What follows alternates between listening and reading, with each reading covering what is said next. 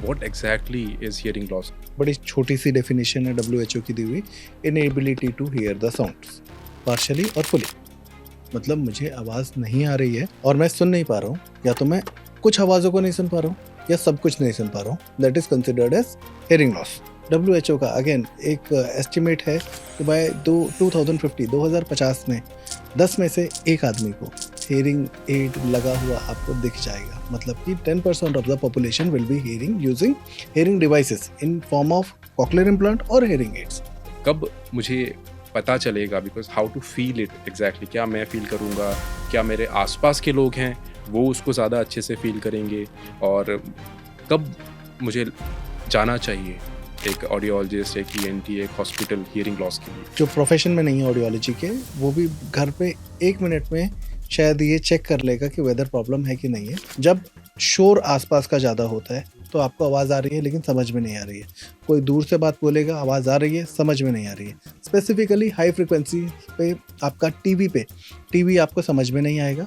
हाँ, phone call जो है ना वो बिल्कुल ठीक सुनाई देगा, ठीक, क्योंकि फ़ोन की फ्रिक्वेंसी कम हो जाती है। मेरी ये वाली आवाज़ और जब मैं आपसे फ़ोन पे बात कर रहा हूँ तो डिफरेंट आ जाती है। तो फ़ोन जो है वो कंप्रेस कर देता है, फ़ोन की आवाज़ ठीक आती है।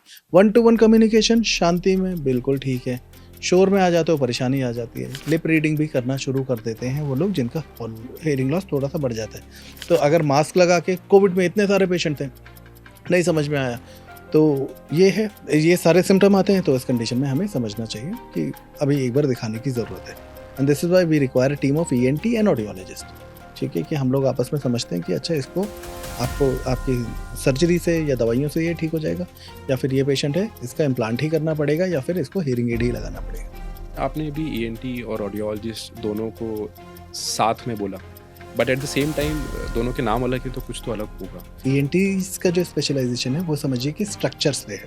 Okay. ठीक है, आपके कानों का जो स्ट्रक्चर है, ठीक है, आउटर ईयर कोई इन्फेक्शन हो जाता है, कोई आपको सर्जरी की ज़रूरत पड़ती है, यहाँ पे आपके ENTs का रोल है, इंक्लूडिंग द मेडिसिनल मैनेजमेंट। हम फिजियोलॉजी पे काम कर रहे हैं मोटा मोटा इस तरह समझिए डायरेक्ट, और वो एनाटॉमी पे काम कर रहे हैं, वो स्ट्रक्चर पे काम कर रहे हैं, हम फंक्शनिंग पे काम कर रहे हैं। हियरिंग फंक्शनिंग है, वेस्टिबुलर या फिर चक्कर आने की परेशानी होती है, ये फंक्शन है। हम काफ़ी सारी चीज़ें हम दोनों में कॉमन है। ठीक है, हियरिंग की स्क्रीनिंग करनी है, या फिर मेरे को ये समझना है कि आउटर ईयर की कंडीशन क्या है, या फिर आपके मिडिल ईयर की कंडीशन क्या है, तो वो सारी चीज़ों में जो रोल आ जाता है वो हमारा कॉमन आ जाता है। एक कंडीशन है कि हियरिंग टेस्ट किया, हियरिंग लॉस इतना निकल गया, फॉर एग्जांपल छोटा बच्चा आ जाता है, ठीक है, हियरिंग लॉस इतना निकल गया कि अब तो हियरिंग एड भी काम नहीं करेगा, तो he is a candidate, the बच्चा is a candidate for cochlear implant. Surgery करेगा ENT सर्जन, उसके बाद दोबारा हमारे पास बच्चा आएगा, बाकी का जो मैनेजमेंट है, आवाज़ कितना रखना है कितना नहीं रखना, तो इस तरह से like we both are working together as a team. अगर मैं अच्छी हियरिंग एड्स यूज़ करना शुरू करता हूँ या फिर मैं एक नॉर्मल हियरिंग एड्स यूज़ करना शुरू करता हूँ, उनमें क्या डिफरेंस होता है? हम प्राइस के ऊपर भी आपसे डिस्कस करना चाहेंगे, बट पहले ये क्वेश्चन कई बार होता है कि अब लॉस तो हो गया है, तो अब मैं कोई सा भी हियरिंग एड लगा लेता हूँ, सारा हियरिंग एड तो सेम ही है। नमस्ते दोस्तों, स्वागत है आपका साउंड फॉर लाइफ पॉडकास्ट में। आज हम एक ऐसे टॉपिक के बारे में बात करने जा रहे हैं जो घर घर से जुड़ा हुआ है, जो हमारा मिशन भी है, हियरिंग हेल्थ, यानी कि हमारे सुनने की ताकत। क्या आप जानते हैं भारत में 9 करोड़ से भी ज़्यादा लोग इस परेशानी से जूझ रहे हैं, लेकिन समाज में शर्म या जानकारी की कमी की वजह से 1%, जी हाँ 1% से भी कम लोग हियरिंग एड्स लगा रहे हैं जिन्हें ये समस्या है। अक्सर हम इसे बुजुर्गों की चीज़, बूढ़ों की चीज़ या फिर एक स्टिग्मा समझ के इग्नोर कर देते हैं। क्या ये वाकई सही है? इन सब सवालों के जवाब देने के लिए आज हमारे साथ एक बहुत खास मेहमान है, doctor SM Tariq. Doctor Tariq एक सीनियर ऑडियोलॉजिस्ट हैं जिन्हें इस फील्ड में 12 साल से भी ज़्यादा का एक्सपीरियंस है। इनकी काबिलियत का अंदाज़ा आप इस बात से लगा सकते हैं कि इन्हें 2021 में बेस्ट ऑडियोलॉजिस्ट का खिताब मिल चुका है। ये आर्मी हॉस्पिटल में भी अपनी सेवाएं दे चुके हैं, सोनोवा इंडिया में नेशनल ऑडियोलॉजिस्ट ट्रेनर रहे हैं, और ये ISHA Indian speech and hearing association के दिल्ली ब्रांच के प्रेसिडेंट इलेक्ट भी हैं। इन्होंने अपनी पढ़ाई दिल्ली और कोलकाता के मशहूर सरकारी संस्थानों से की है और ये एक PhD होल्डर भी हैं। आज के पॉडकास्ट में हम डॉक्टर तारिक से बहुत ही सिंपल भाषा में समझेंगे कि हियरिंग लॉस क्या होता है, क्या करना चाहिए और साउंड फॉर लाइफ इसमें अपना योगदान कैसे दे रहा है। तो चलिए सुनते हैं पूरा पॉडकास्ट। बने रहिएगा एंड तक हमारे साथ इस पॉडकास्ट में। लाइक कीजिएगा, शेयर कीजिएगा उन्हें जिन्हें इससे बेनिफिट हो सकता है, अपने परिवार, अपने दोस्तों में, और कमेंट ज़रूर कीजिएगा। और डेफिनेटली बने रहिए एंड तक इस पॉडकास्ट में, और इसका दूसरा भाग भी ज़रूर सुनिएगा। सर ठीक है। हाँ सर, ऑल गुड। आपने बोल दिया ना सर, अब थोड़ा सा कॉन्शियस नहीं नहीं ठीक है, तो मैं वही कह रहा था। ठीक है, चलिए स्टार्ट करते हैं। आपको बताना नहीं चाहिए था सर हमको। No problem. एक बहुत कॉमन चीज़ है जो अभी तक इस्टेब्लिश क्लियर नहीं हो पाती है। पेशेंट्स या फिर फैमिली मेंबर्स हैं, उनको भी ये रहता है कि what exactly is hearing loss. हम इतना टर्म यूज़ करते हैं, हमारे यूट्यूब पर, सोशल मीडिया पर बहुत सारा कंटेंट है। हम्म, लोगों को और भी देखने को मिल रहा है कि अब हियरिंग लॉस का प्रॉब्लम बढ़ रहा है। तो exactly what is hearing loss? कई बार क्या होता है कि I am a healthy healthy individual, मेरा लाइफस्टाइल ठीक ठाक है, लेकिन मुझे भी कभी कोई वायरल फीवर हो गया, या फिर I am just down with anything, तो उस टाइम मेरा सर दर्द भी हो रहा होता है, मुझे बॉडी पेन भी हो रहा होता है। तो I don't have any disease in my brain, right? Same with hearing loss also, कई बार टेम्पररी कुछ छोटा मोटा प्रॉब्लम हो जाता है। तो what exactly is hearing loss? क्या शॉर्ट टर्म के लिए भी ये होता है, क्या बुढ़ापे में ही ये होता है? All right. अगर मैं एक बार आपको डेफिनेशन से बताता हूँ व्हाट इज हियरिंग लॉस। बड़ी छोटी सी डेफिनेशन है डब्ल्यूएचओ की दी हुई। Inability to hear the sounds, partially और फुली। मतलब ओके। मुझे आवाज नहीं आ रही है और मैं सुन नहीं पा रहा हूँ, या तो मैं कुछ आवाजों को नहीं सुन पा रहा हूँ या सब कुछ नहीं सुन पा रहा हूँ, that is considered as hearing loss. अब आपने बोला कि पहले तो इसकी मैं एक क्लासिफिकेशन बताता हूँ, ठीक है, हम्म। कि हियरिंग लॉस ऐसा नहीं है कि सुनना बंद हो गया तो उसको आप बोलते हो हियरिंग लॉस हो गया, जो कि एक बड़ा कॉमन हमारे दिमाग में एक विचारधारा हमने बना रखा है पूरा कि बंद हो जाए कि मुझे हाँ, कुछ सुनाई नहीं दे सुन रहा है। नहीं रहा है तो हियरिंग लॉस है उनको, ठीक है। या फिर ये भी देखते हो आप कि लोगों से आप जब बातें कर रहे हो तो लोग बार बार रिपीट करने के लिए बोल रहे हैं, ठीक हम्म। है, तो एक कंडीशन ये भी होती है। तो ऐसा क्या हो रहा है कि आदमी पूरा ही नहीं सुन पा रहा है, या फिर कुछ सुन पा रहा है, या फिर एक बार होता है कि मेरा काम तो चल रहा है लेकिन गलती से टेस्ट करा लिया तो पता लगा कि हियरिंग लॉस निकल गया। राइट, ये राइट। कोई अंदर कोई कैंसर जैसी बीमारी थोड़ी ना है जो अंदर से पनप रही थी और टेस्ट कराने के बाद पता लगा। तो इसके साइन एंड सिम्पटम भी आपको समझना पड़ेगा। एक, आपका आप समझो कि काफ़ी सारे लोग हैं, हियरिंग लॉस अवेयरनेस इतना नहीं है, लेकिन चश्मा आधी दुनिया लगा रही है, मान ट्रू, लीजिए। ट्रू। ठीक है, तो इससे मैं बताता हूँ कि आज की डेट में क्या आपको ऐसा लगता है कि मैंने चश्मा लगाया हुआ है तो मेरे को देखने की परेशानी है, या फिर आप मेरे को विजुअली इम्पेयर्ड बोलोगे? नहीं, एक एक डिसेबिलिटी नहीं रहा है वो। I am like it's cool. Exactly, अभी हम इसको कूल बोलते हैं, राइट? राइट।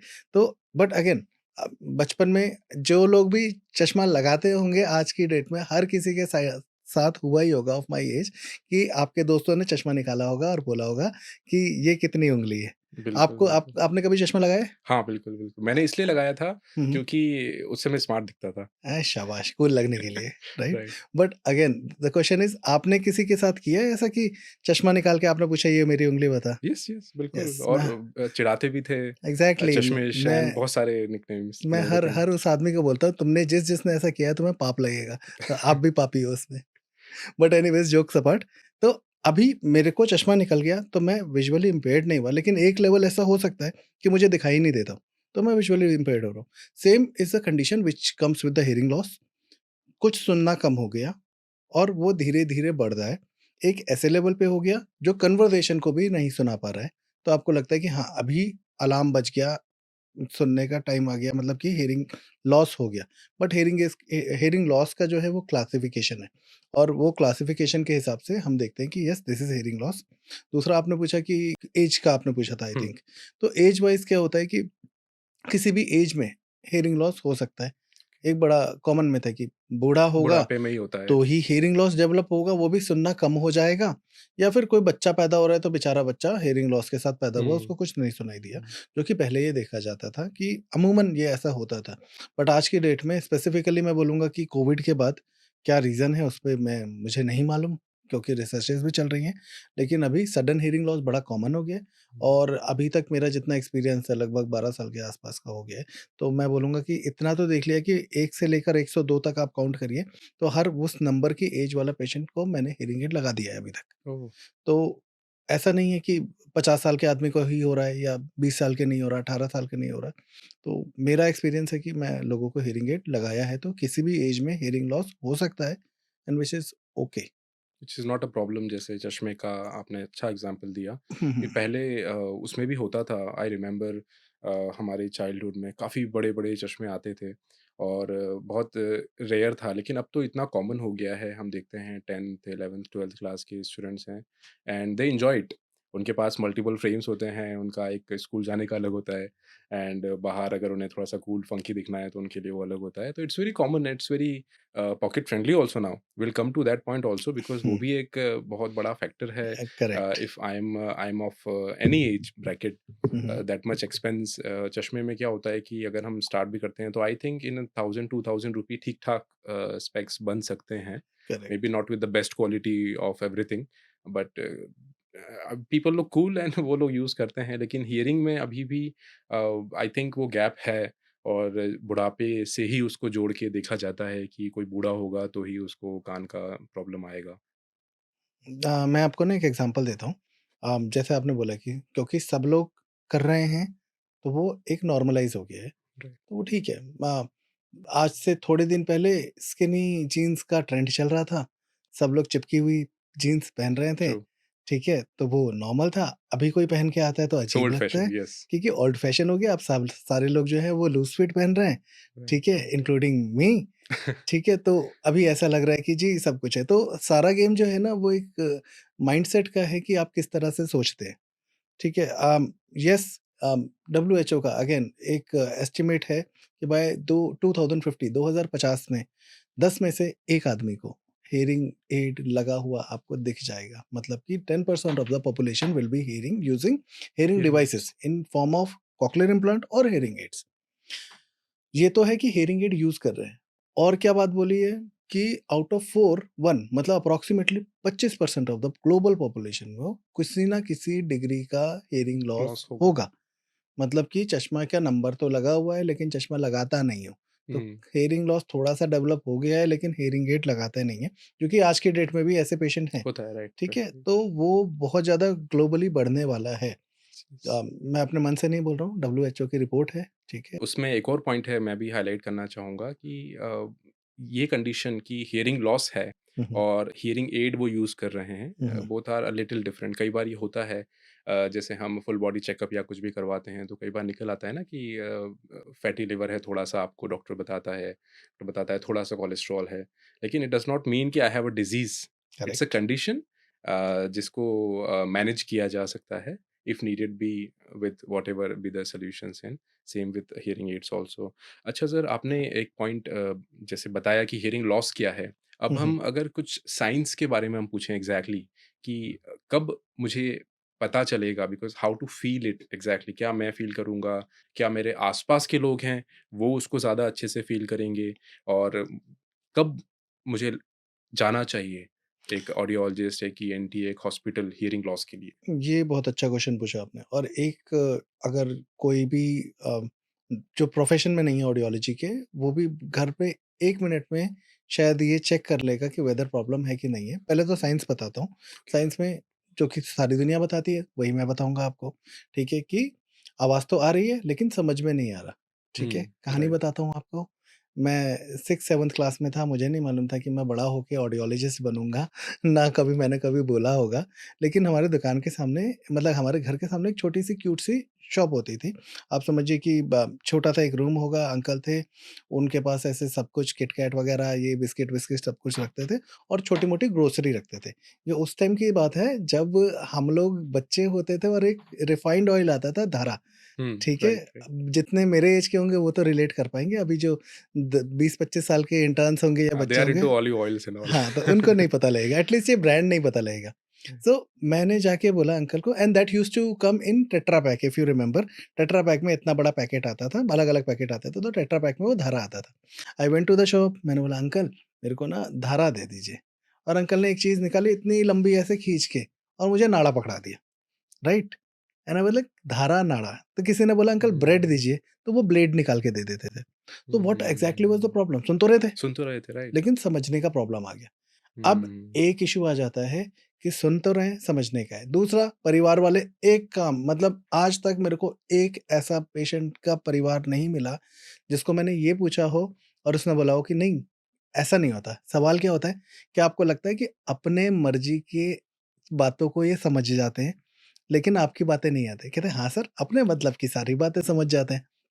तो एक्चुअली में होता क्या है कि वो गलत नहीं है, और आपको क्यों लग रहा है? आपको इसलिए लग रहा है क्योंकि होता क्या है कि आपको जो हियरिंग लॉस डेवलप होता है, तो वो अलग-अलग फ्रीक्वेंसीज़ की आवाज़ें होती हैं, ओके। ठीक है? फॉर एग्ज़ाम्पल, मैं आपसे बात कर रहा हूँ, तो मेरी आवाज़ जो है, इस आवाज़ को हम बोलते हैं कॉम्प्लेक्स टोन।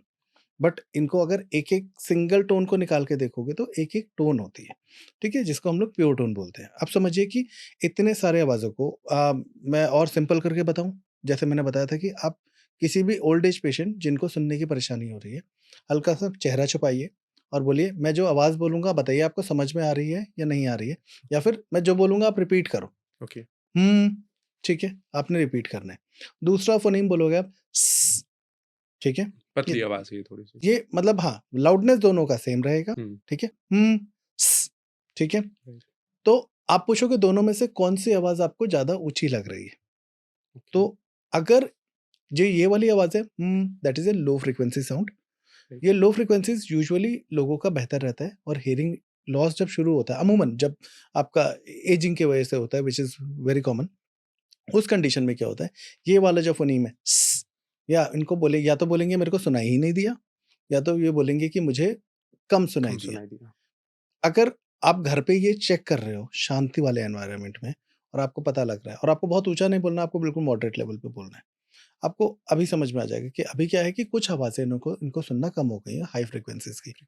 क्यों हो रही हैं? क्योंकि आपके रिस्पॉन्सिबल सेल्स होते हैं इनर ईयर में, वो रिस्पॉन्ड नहीं कर रहे हैं। या तो वो डैमेज हो जाते हैं, या तो वो डेड हो जाते हैं।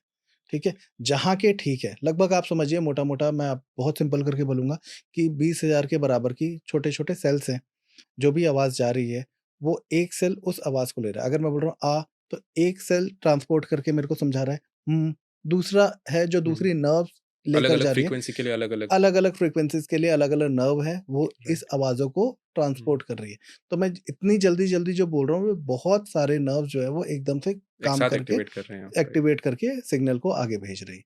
अब क्या होगा, आधी खराब हो गई हैं, तो आधी आवाज़ आ रही है और आधी नहीं आ रही है। कब परेशानी होती है? Coming back to the sign and symptom, जब शोर आसपास का ज़्यादा होता है, तो आपको हुँ, आवाज़ आ रही है लेकिन समझ में नहीं आ रही है। कोई दूर से बात बोलेगा, आवाज़ आ रही है, समझ में नहीं आ रही है। स्पेसिफिकली हाई फ्रीक्वेंसी पे, आपका टीवी पे, टीवी आपको समझ में नहीं आएगा। हुँ, हाँ, फ़ोन कॉल जो है ना, वो बिल्कुल ठीक सुनाई देगा। ठीक है? ओके, फ़ोन, अच्छा, क्योंकि फ़ोन की फ्रीक्वेंसी कम हो जाती है। मेरी ये वाली आवाज़ और जब मैं आपसे फ़ोन पे बात कर रहा हूँ, डिफरेंस तो है, डिफरेंट आ जाती है। तो हुँ, फ़ोन जो है वो कंप्रेस कर देता है, फ़ोन की आवाज़ ठीक आती है। हुँ, वन टू वन कम्युनिकेशन शांति में बिल्कुल ठीक है। शोर में आ जाते हो, परेशानी आ जाती है। लिप रीडिंग भी करना शुरू कर देते हैं वो लोग जिनका हियरिंग लॉस थोड़ा-सा बढ़ जाता है।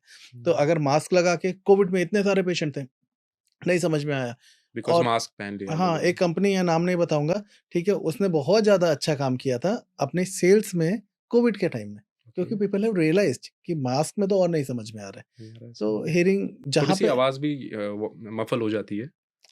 लिप रीड कर रहे हो ना, अगर मैं आपसे हुँ, बोल रहा हूँ, अच्छा एक मैं बताता हूँ, मैंने क्या बोला? How are you? Himanshu, okay, ठीक है? तो अब आपका इंटरप्रिटेशन कैसा जाएगा कि आप हुँ, क्या सोच रहे हो?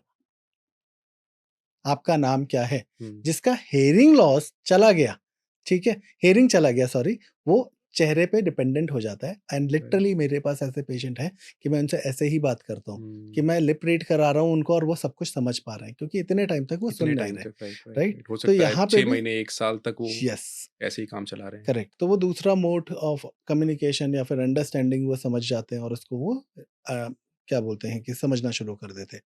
तो ये है, ये सारे सिम्पटम आते हैं, तो इस कंडीशन में हमें समझना चाहिए कि अभी एक बार दिखाने की ज़रूरत है, ठीक है? इसमें एक और क्लासिफिकेशन मैं देता हूँ, एक होता है परमानेंट हियरिंग लॉस, एक होता है टेम्परेरी हियरिंग लॉस, ओके, ठीक है? कानों के 3 हिस्से हैं। आपको क्या लगता है हमारे कान क्या हैं? कौन-सा ऑर्गन सुना रहा है? तो आप बोलोगे ये कान है। हाँ, जनरली यही ठीक है? इंटरप्रिटेशन होता है इसका कि इसका कान है। रोल बहुत कम है, इसको काट के भी मैं निकाल दूँगा ना तब भी मेरे को हियरिंग लॉस नहीं होगा, अंडरस्टूड। राइट? तो एक और स्टडी थी जिसमें फैक्ट्स से पूरा भर दिया था हमारा, इसको पिना बोलते हैं, ठीक है? ओके। उसमें भी हियरिंग थ्रेशोल्ड्स पे ज़्यादा फ़र्क नहीं आया, राइट? कहने का हुँ, मतलब है कि ये तो ओनली विज़िबल बट सबसे कम इस्तेमाल होने वाला हियरिंग में एक ऑर्गन है, एक और भी है। ये जो पार्ट ऑफ द ईयर है। ईयर कैनाल आता है, ईयर ड्रम तक जाता है, ठीक है? वो होता है हमारा आउटर ईयर। ईयर ड्रम से हमारी 3 हड्डी वाली कैविटी होती है, मतलब एक एयर फिल्ड कैविटी 6 वॉल का होता है, एक कमरे ओके, की तरह 3 बोन्स जा रही होती है, तो वो हमारा मिडल ईयर होता है, राइट? आउटर ईयर में या मिडल ईयर में, इन दोनों में कोई परेशानी आती है, तो वो स रिज़ॉल्व हो सकता है, उसके ठीक होने के चांसेस ज़्यादा होते हैं। Okay, then comes our inner ear. Inner ear में 2 ऑर्गन होते हैं। एक ऑर्गन का काम होता है सुनाना, एक ऑर्गन का काम होता है बॉडी को बैलेंस करके रखना, ओके, राइट? तो organ of hearing which is cochlea, उसका काम है। अगर उसके अंदर इतने माइन्यूट सेल्स होते हैं कि वो आप रिपेयर कर ही नहीं सकते हो, ठीक है? वो आपको आँखों से भी नहीं दिखाई देते। तो वहाँ पे अगर वो डैमेज हो गया, तो वो आपका परमानेंट हियरिंग लॉस हो गया, right? So we have to understand and this is why we require a team of ENT and audiologist, ठीक है? कि हम लोग आपस में समझते हैं कि अच्छा इसको आपको आपकी सर्जरी से या दवाइयों से ये ठीक हो जाएगा, या फिर ये पेशेंट है, इसका इम्प्लांट ही करना पड़ेगा या फिर इसको हियरिंग एड ही लगाना पड़ेगा। सर इसमें आपने भी ईएनटी और ऑडियोलॉजिस्ट दोनों को साथ में बोला, but at the same time दोनों के नाम अलग हैं तो कुछ तो अलग होगा। और जनरली ये कन्फ्यूजन रहता है, अगर मैं एक टिपिकल मेरी फैमिली में कोई पेशेंट है जिनको आपने जो बताया हियरिंग हुँ, लॉस के साइंस अब हैं, अब नाउ आई हैव ऑप्शंस। मैं कभी पहले नहीं गया हुँ, हुँ। किसी ईएनटी के पास या किसी ऑडियोलॉजिस्ट के पास इस प्रॉब्लम की वजह से, so I do not know. So what is the difference? एक ईएनटी क्या करता है? बिकॉज़ ये भी कान का डॉक्टर है। इन इन लेमैन टर्म्स मैंने अपने किसी एल्डर से पूछा कि कान का डॉक्टर कौन है आस-पास? हुँ, तो हुँ। उन्होंने तो ये बताया कि ये हैं जी, सिन्हा साहब हैं, डॉक्टर सिन्हा कान के डॉक्टर हैं। Now what is a ENT and what is an audiologist? Alright, दोनों का स्पेशलाइज़ेशन अलग-अलग है। पहले तो ईएनटी स्पेशलिस्ट जो है, ही is a doctor, audiologist is not a doctor, okay? But yes definitely he is a specialist, ठीक है? उसका स्पेशलाइज़ेशन जो है, ईएनटीज़ का जो स्पेशलाइज़ेशन है, वो समझिए कि स्ट्रक्चर्स पे है। ओके, ठीक है? आपके कानों का जो स्ट्रक्चर है, ठीक है? आउटर ईयर कोई इन्फेक्शन हो जाता है, कोई आपको सर्जरी की ज़रूरत पड़ती है, यहाँ पे आपका ईएनटीज़ का रोल है, including the medicinal management. Understood. Audiologist का जो है, वो फंक्शन पे आ जाता है, ठीक है? तो वो फिज़ियोलॉजी पे, हम फिज़ियोलॉजी पे काम कर रहे हैं मोटा-मोटा इस तरह समझिए डायरेक्ट, और वो एनाटॉमी पे काम कर रहे हैं। वो स्ट्रक्चर पे काम कर रहे हैं, हम फंक्शनिंग पे काम कर रहे हैं। हियरिंग फंक्शनिंग है, वेस्टिबुलर या फिर चक्कर आने की परेशानी होती है, ये फंक्शन है। हम काफ़ी सारी चीज़ें हम दोनों में कॉमन है, ठीक है? और राइट, काफ़ी सारी राइट। चीज़ें and also it comes on the diagnostic. जब डायग्नोस्टिक्स आ जाता है, जैसे आपका हियरिंग इवैल्यूएशन आता है, तो उसमें हमारे को ज़्यादा ट्रेनिंग दी जाती है। हुँ, तो हमारे पास ज़्यादा ज्ञान है, मतलब इसका मतलब नहीं है कि उनके पास नहीं है, बट आप एक्सपर्ट हैं फॉर्मल उसमें। फॉर्मल जो हमारे को पढ़ाया जाता है, वो हमारी क्लासेस ज़्यादा होती है। अंडरस्टूड। ऑडियोमेट्री हो या फिर इलेक्ट्रोफिजियोलॉजिकल टेस्ट हो, एक बड़ा कॉमन है, ऑडियोलॉजिस्ट को सिर्फ ऑडियोमेट्री से ही समझा जाता है, ठीक है? ऑडियोलॉजी में ऑडियोमेट्री जो है वो एक छोटा-सा डॉट है, बहुत बड़ा ओशन है इसके अलावा भी। तो ये भी एक बात हमें समझनी चाहिए, बट एनीवेज़ तो this is the like main difference, कि अगर hearing, hearing loss, hearing aid, ये सारी चीज़ें आ जाती हैं, it comes to the audiologist. कान में अगर सबसे पहले पेशेंट एक आता है और प्रेज़ेंट करता है, जैसे आपने बोला कि परेशानी आ रही है, किसको दिखाऊँ? हुँ, सुनने की परेशानी है जी, और बाकी के हियरिंग लॉस के सिम्पटम हैं, तो आप ऑडियोलॉजिस्ट के पास जाइए। जो आपका जो एग्ज़ामिनेशन, जो पहले जो आपके बेसिक एग्ज़ामिनेशंस होते हैं, जैसे कि ओटोस्कोपी करना, कानों के अंदर मैल कितना है, ये सारी चीज़ें देखना, ये दोनों लोग देखते हैं, ठीक है? ओके, कुछ ऑडियोलॉजिस्ट जो हैं, वो ईयरवैक्स मैनेजमेंट के लिए भी, मतलब उनका सर्टिफ़िकेशन होता है। तो जो सर्टिफ़ाइड है, वो वो कर सकते ईयरवैक्स हैं। निकाल लेते हैं, ठीक यस, है? जो लोग नहीं हैं, वो ईएनटीज़ के पास भेज देते हैं। Again okay. मैंने अपना काम किया, फिर ईएनटीज़ के पास, तो it's a hmm, team. It's a team. उसके बाद मिडल ईयर टेस्ट करना होगा, वो मेरा काम है, ठीक है? और अगर मेरे को कुछ हियरिंग की स्क्रीनिंग करनी है, या फिर मेरे को ये समझना है कि आउटर ईयर की कंडीशन क्या है, हुँ, या फिर आपके मिडल ईयर की कंडीशन क्या है, तो वो सारी चीज़ों में जो रोल आ जाता है, वो हमारा कॉमन आ जाता है। अंडरस्टूड। अब कोई बीमारी मिल गई, for example middle ear problem आ गया, या फिर डिस्चार्ज आपका हो रहा है। डिस्चार्ज हो गया, ईयर ड्रम में परफोरेशन हो गया, या ओके। फिर आपका ओटाइटिस मीडिया एक होता है, मतलब हुँ, कि मिडल ईयर में कोई किसी भी तरह का इन्फेक्शन हो गया, इन्फेक्शन। जहाँ जिसका इलाज जो है वो मेडिसिनल है, वहाँ पे मेरा रोल खत्म हो जाता है। तो आप रेफ़र कर देंगे कि अब ईएनटी मैं को। इनके पास भेज देता हूँ। उनके पास पेशेंट गया, उस इन्होंने चेक किया, आउटर ईयर ओके है, मिडल ईयर ओके है, सब कुछ ओके है, सुनता नहीं है। वो कहेंगे नहीं, अभी आप इधर जाओ ऑडियोलॉजिस्ट के पास। अब पेशेंट ऑडियोलॉजिस्ट के पास आएगा, ऑडियोलॉजिस्ट उसका हियरिंग टेस्ट करेगा। हियरिंग टेस्ट करने के बाद अगर हियरिंग एड लगेगा तो तो ये रिकमेंड करेंगे। एक कंडीशन है कि हियरिंग टेस्ट किया, हियरिंग लॉस इतना निकल गया, फॉर एग्जांपल छोटा बच्चा आ जाता है, ठीक है, हियरिंग लॉस इतना निकल गया कि अब तो हियरिंग एड भी काम नहीं करेगा, तो he is a candidate, the बच्चा is a candidate for cochlear implant. Surgery करेगा ईएनटी सर्जन, उसके बाद दोबारा हमारे पास बच्चा आएगा, बाकी का जो मैनेजमेंट है, फिर तो आवाज़ कितना मैनेज रखना है, कितना नहीं रखना, तो इस तरह से like we both are working together as a team. Understood, understood. So दोनों ही जैसा आपने बताया एक एक्सपर्टीज़ है, दोनों के अपने-अपने डोमेन्स हैं, लेकिन एट द सेम टाइम वो ओवरलैप भी करते हैं and there is a very good system of referrals. अगर आपके पास कोई पेशेंट अगर आ जाता है, तो आप डेफिनिटली उसको डायग्नोज़ करके रेफर कर सकते हैं। Yes, same is with the ENT also. Correct, no मतलब प्रॉब्लम। आपके एक ऑडियोमेट्री के बेसिस पे वो पेशेंट का सर्जरी कर सकता है, करते हैं, तो ऑडियोलॉजिस्ट आर इक्वली इम्पोर्टेंट। और सर एक और इशू ये होता है कि हम लोग इसको बहुत इग्नोर करते हैं। उसके साथ मैं कहूँ तो जीना सीख जाते हैं। प्रॉब्लम हो रहा है बिकॉज़ ये प्रॉब्लम कई इश्यूज़ होते हैं ना कि अगर मेरे लेग में कोई फ्रैक्चर हो गया, तो मैं उसी टाइम डॉक्टर के पास जाऊँगा बिकॉज़ वो इंस्टेंटली हुआ है। करेक्ट। राइट, लेकिन हियरिंग लॉस जैसा आपने बताया और स्पेशली जो ओल्ड एज के पेशेंट्स के साथ में होता है या फिर इवन किसी भी एज के पेशेंट्स के साथ में किसी भी रीज़न से चाहे नॉइस एक्सपोजर हो या इट कुड बी एनीथिंग, अगर होता है तो वो धीरे धीरे चूंकि होता है तो हम एडजस्ट कर लेते हैं। It very well happens. तो व्हाई इट हैपेंस और हमारे यहाँ वो ज़्यादा क्यों है, क्यों लोग उसमें नहीं जाते हैं उसकी क्या सीरियस जो चूंकि even I have seen audiologist speaking about it even leading to dementia and all these very very big issues. तो what's your point on this? देखिए इसमें जैसे आपने पूछा कि व्हाई, तो व्हाई से पहले मैं बताऊँगा कि मतलब ऑनसेट ऑफ द सिम्पटम से लेकर हियरिंग एड फिटिंग के बीच की जर्नी का जो ड्यूरेशन होता है पेशेंट का, वो एक स्टडी बता रही है 7 ईयर। Oh, 2022 में टाइम्स ऑफ इंडिया का एक था, उसमें बता रहा है कि 5 साल। मतलब आपको सिम्पटम समझने से लेकर अब 5 साल आप अपने निकाल दे रहे हो, उस mm, प्रॉब्लम को लेके। क्यों हो रहा है? सेम कमिंग टू चश्मा, चश्मा लगा के मैं घूम रहा हूँ तो लोग बोलेंगे, "अरे वाह! क्या ज्ञानी आदमी है, पढ़ाई ज़्यादा करता होगा।" ठीक है? right, हियरिंग एड लगा के घूम रहा हूँ तो लोग कहीं न कहीं मतलब आप कोई रेफ़रेंस माँगोगे तो नहीं, मैं एक्सपीरियंस बता रहा हूँ जो लोगों के फीडबैक आते हैं। तो the people relate their hearing to their intelligence. Again mm, hearing aid लगाओगे तो बुद्धि कम लगने लगती है दुनिया को एज़ पर पेशेंट, चश्मा लगाओगे तो वही बुद्धि आपकी ज़्यादा लगने लग जाती है, राइट? तो एक तो ये है और दूसरा आप दोबारा रिपीट करेंगे आपकी लास्ट वाली लाइन क्या थी? हाँ सर, मैं वही कि लोग जो डिमेंशिया और इस तरह की जो हुँ, सीरियस कंडीशंस भी होती हैं वो उस तक भी क्या पहुँच जाते हैं अगर मैंने ज़्यादा डिले किया? यस। अब ये समझो कि हियरिंग लॉस हो गया। हियरिंग लॉस हो गया तो हियरिंग एड कब लगाना है? ये भी है ना। इतना हियरिंग लॉस नहीं है कि हियरिंग एड लगा लूँ, हुँ, ऐसा कोई टर्म ही नहीं है, ओके, ठीक है? मतलब कि if you have a problem मतलब you are not normal, you are not normal, you have hmm, to wear the hearing aid.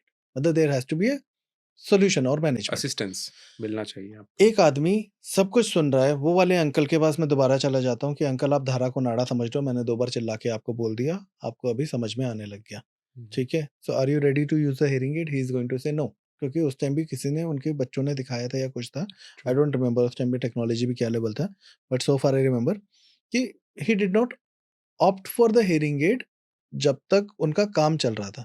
तो जब तक काम चल रहा है तब तक काम चला लेते हैं, ठीक है? ये भी एक परेशानी है। क्योंकि हियरिंग एड का प्राइमरी काम आप समझो कि आपको सुनाना नहीं है। हुँ, आपका जितना लॉस हो गया ना, अब जो बचा हुआ है, उसको मैनेज करके बचा के रखना है, उसके ओके, फर्दर लॉस के रिस्क को मिनिमाइज़ कर देना है। और ये बात सबको समझ में आनी चाहिए। ये बात समझ में आनी चाहिए कि जो आपका चला गया, वो वापस नहीं आएगा। अगर मेरी 50% ऑफ द हियरिंग चली गई है, मैं कुछ भी कर लूँगा, वो नहीं आएगा वापस और ये घबराने वाली बात है। इवन आफ्टर मैं हेल्दी लाइफ़स्टाइल अब कर लूँ, नॉइज़ एक्सपोज़र बंद कर दूँ, फिर भी वो रिकवरी नहीं होगी? जो कट गया, वो कट गया। जो बचा हुआ है, उसको आप कंपनसेट कर सकते हैं, उसको आप बचा सकते हैं, ओह! राइट? तो ये बात हम बड़ा लाइटली ले लेते हैं, ट्रू, ठीक है? आप समझो कि अगर मैं हियरिंग एड नहीं लगाऊँगा, तो मेरा रेट ऑफ हियरिंग डिटोरिएशन जो है वो और बढ़ेगा, हुँ, ठीक है? तो सुनाई घटती जा रही है और मैं रियलाइज़ ही नहीं कर रहा हूँ कि जी काम चल रहा है, हियरिंग लॉस बढ़ने दो, तो मतलब कि और परेशानी आती जा रही है। Hearing loss leads to dementia, this is a statement, ठीक है? पहले आर्टिकल्स में पढ़ते थे, अरे! ऐसा भी होता है, ये भी होता है, नहीं होता है।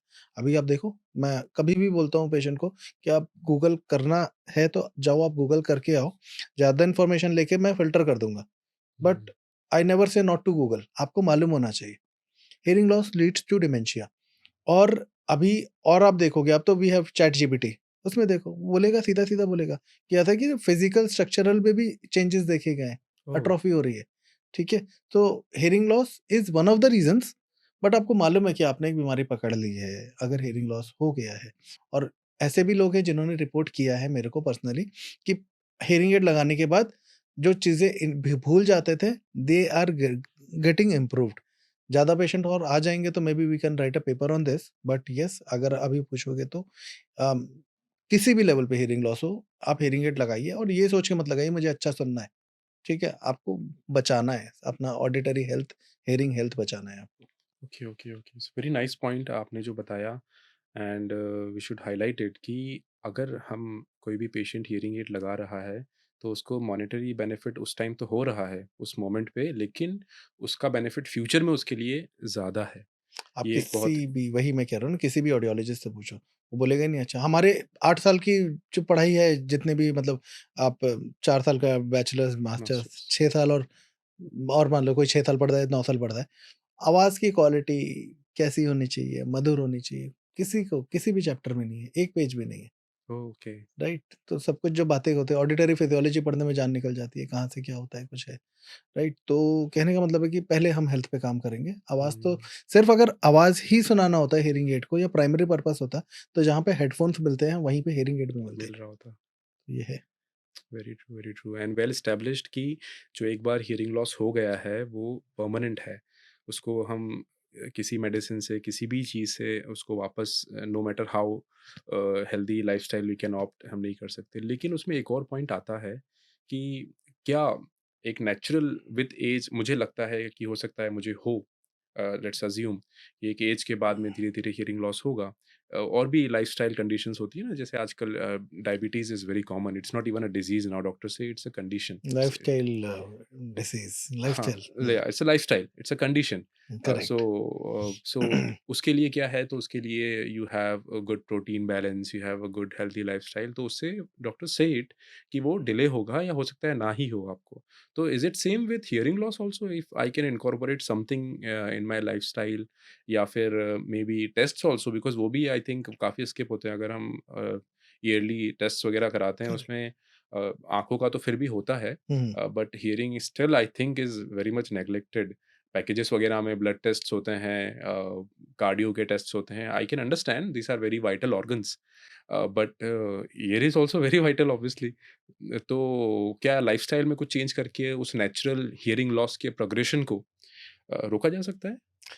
नवाज़ इसमें यही है, जैसे आपने मैं आपके सवाल में ही आंसर मेरे को शायद मैं लोगों को मिल जाएगा, ठीक है? जैसे आपने बताया, हियरिंग लॉस जो हो गया वो चला गया, ठीक है? राइट। एंड ओवरऑल जब आप अपने हेल्थ को मेंटेन करके रखते हो, तो risk of hearing loss also gets reduced, ठीक है? और ओवरऑल हेल्थ को मेंटेन करने में एक चीज़ और आती है, which is the use of regular use of hearing aids.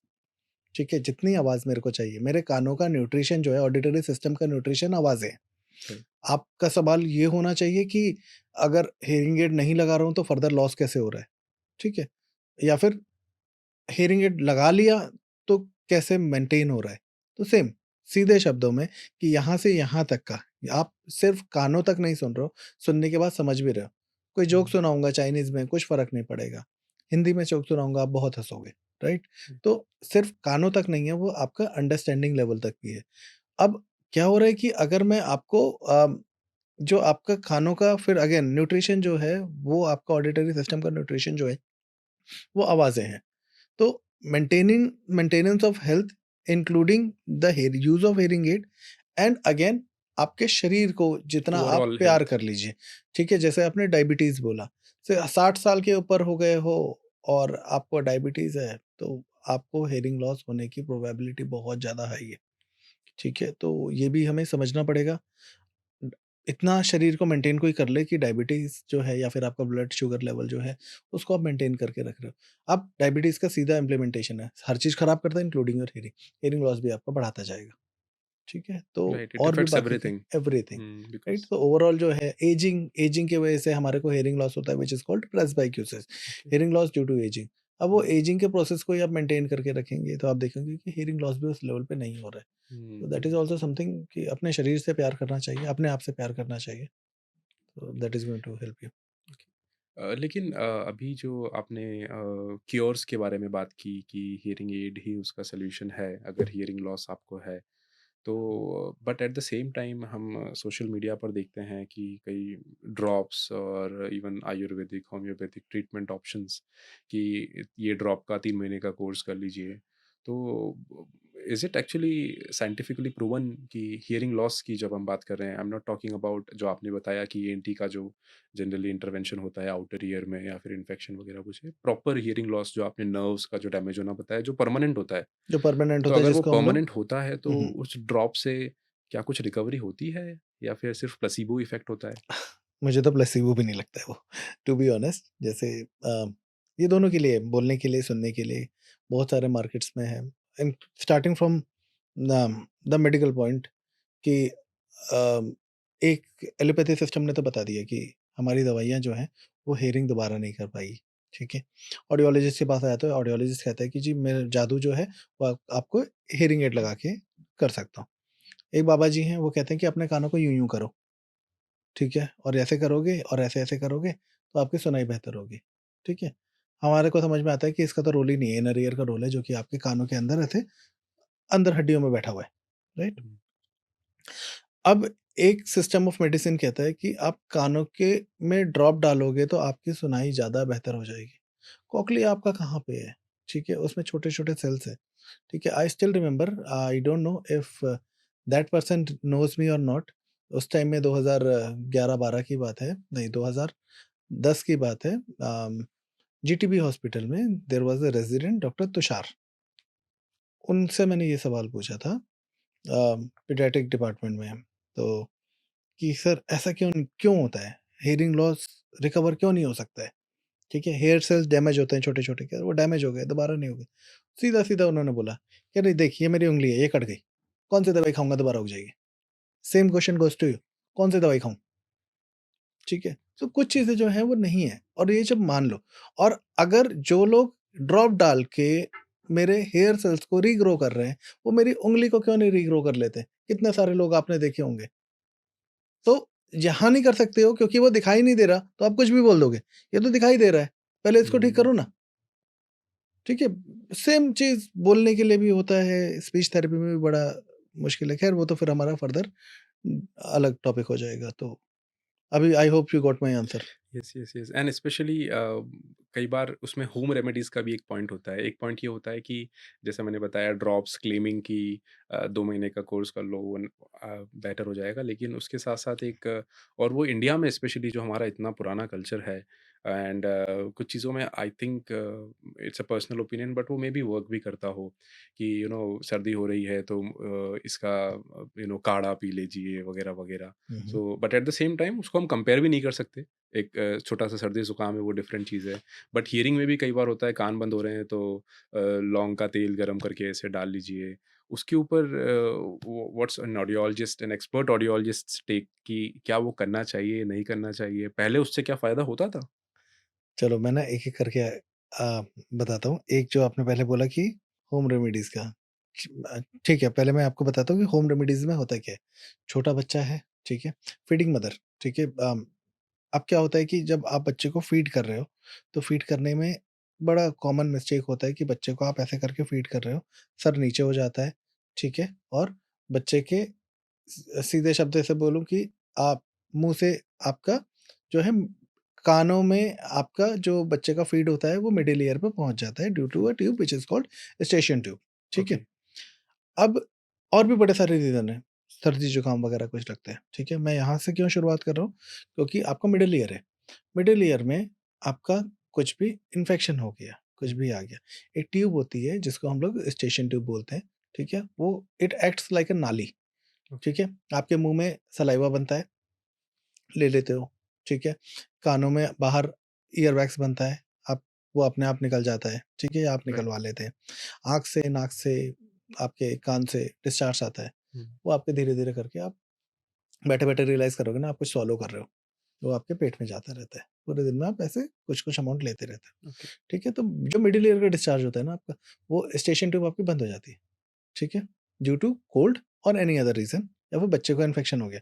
अब बच्चा कान में आप समझिए कि एक एयर फिल्ड कैविटी है, उसमें डिस्चार्ज चला गया है, ठीक है? फ्लूइड है, अब वो फ्लूइड जो है वो बच्चे को परेशान कर रहा है, ठीक है? अब बच्चा रो रहा है कि मम्मा दर्द हो रहा है, दर्द हो रहा है, या छोटा बच्चा बस वो कान पे बोल भी हाथ नहीं पा लगा रहा, रहा है, वो राइट। बोल भी नहीं पा रहा है, ट्रू। ठीक है? अब क्या होता है कि मम्मी ने बोला कि अरे बच्चा रो रहा है और कान पे हाथ लगाया हुआ है, ठीक है? तो वो उठती है, सर पे एक सफ़ेद रंग का ऐसे पट्टा बाँधती है बिल्कुल बैंडेड क्वीन बन के, फिर निकालती है अपने औजार, ठीक है? गैस ऑन किया, कटोरा रखा, उसके ऊपर उसके अंदर सरसों का तेल डाला, 2 लहसुन डाले और बाकी सारी चीज़ें लेके आके फिर गरम-गरम तेल बच्चे के कान में डाल दिया, ठीक है? मिडल ईयर है क्या? 6 अलग-अलग वॉल है। जो सबसे नाज़ुक वॉल है, वो है आपका कान का पर्दा, जिसको हम बोलते हैं टिम्पैनिक मेम्ब्रेन। मेम्ब्रेन का मतलब झिल्ली, झिल्ली। ठीक है? पिन भी लगेगा, गया, राइट। ठीक है? अब आपने क्या किया कि लिटरली यहाँ पे गरम तेल डाल के बच्चे के कान के पर्दे में छेद कर दिया। सारा जो डिस्चार्ज है, उसको निकलने की जगह नहीं मिल रही थी, वो निकल गया, तो बच्चे को रिलीफ़ मिल गया। हुँ। ठीक है, तो रिलीफ मिल गया, हाँ जी, अब तो मैं मतलब हीरो बन गई। लेकिन क्या होता है कि बच्चों में टेंडेंसी होती है कि वो अपने आप हील हो जाता है। बट हर किसी की किस्मत इतनी नहीं अच्छी होता। होती नहीं है दैट वो फिर आपका परमानेंट रह जाता है, वो लाइफ लॉन्ग आपका फिर हियरिंग लॉस में ही कन्वर्ट हो जाता है। तो होम रेमेडीज़ हाथ जोड़ लीजिए, मतलब कानों में तेल वगैरह कुछ भी मत डालिए। आप फ़ायदा नहीं नुकसान कर रहे हो। और एक चीज़ जो बहुत कॉमन है, जो अब बताने की ज़रूरत नहीं है कि कान में कुछ ईयरबड वगैरह मत डालिए। वैक्स को आप और पुश करके अंदर डाल दो। अवेयरनेस किसी चीज़ का बड़ा हो या नहीं बड़ा हो, इस चीज़ का बहुत बड़ा है। तो ये बताने की ज़रूरत नहीं है कि कान में खुद से कुछ नहीं डालना।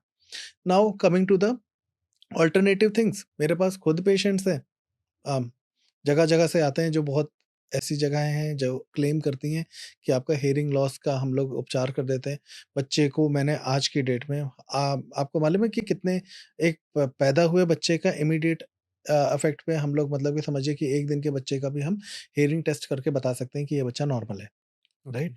और अगर कुछ गड़बड़ है तो हम उसका डिटेल टेस्ट करके विदिन 3 मंथ हम बोल सकते हैं कि हाँ जी, इस बच्चे को प्रॉब्लम है, ठीक है? और कायदे से जो है वो 6 महीने तक बच्चे का हियरिंग एड जो है वो लग जाना चाहिए, अगर हियरिंग लॉस है तो। बाय बर्थ अगर है तो। है ना? तो इतने जल्दी हम कर सकते हैं, पैदा हुए बच्चे का हम लोग समझ सकते हैं।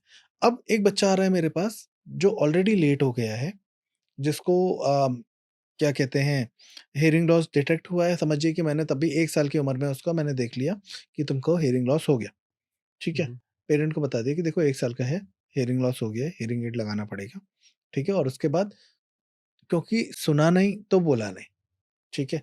आपको कौन-कौन सी लैंग्वेज आती है हिंदी के अलावा? हिंदी, इंग्लिश। इंग्लिश आपने कब सीखी? अ, 6th 7th क्लास से। 6th-7th क्लास में सीखी। राइट। कैसे सीखी आपने? किसी ने आके बिठाया, आपको पढ़ाया? स्कूल में जनरली ऐसा क्या हुआ स्कूल में?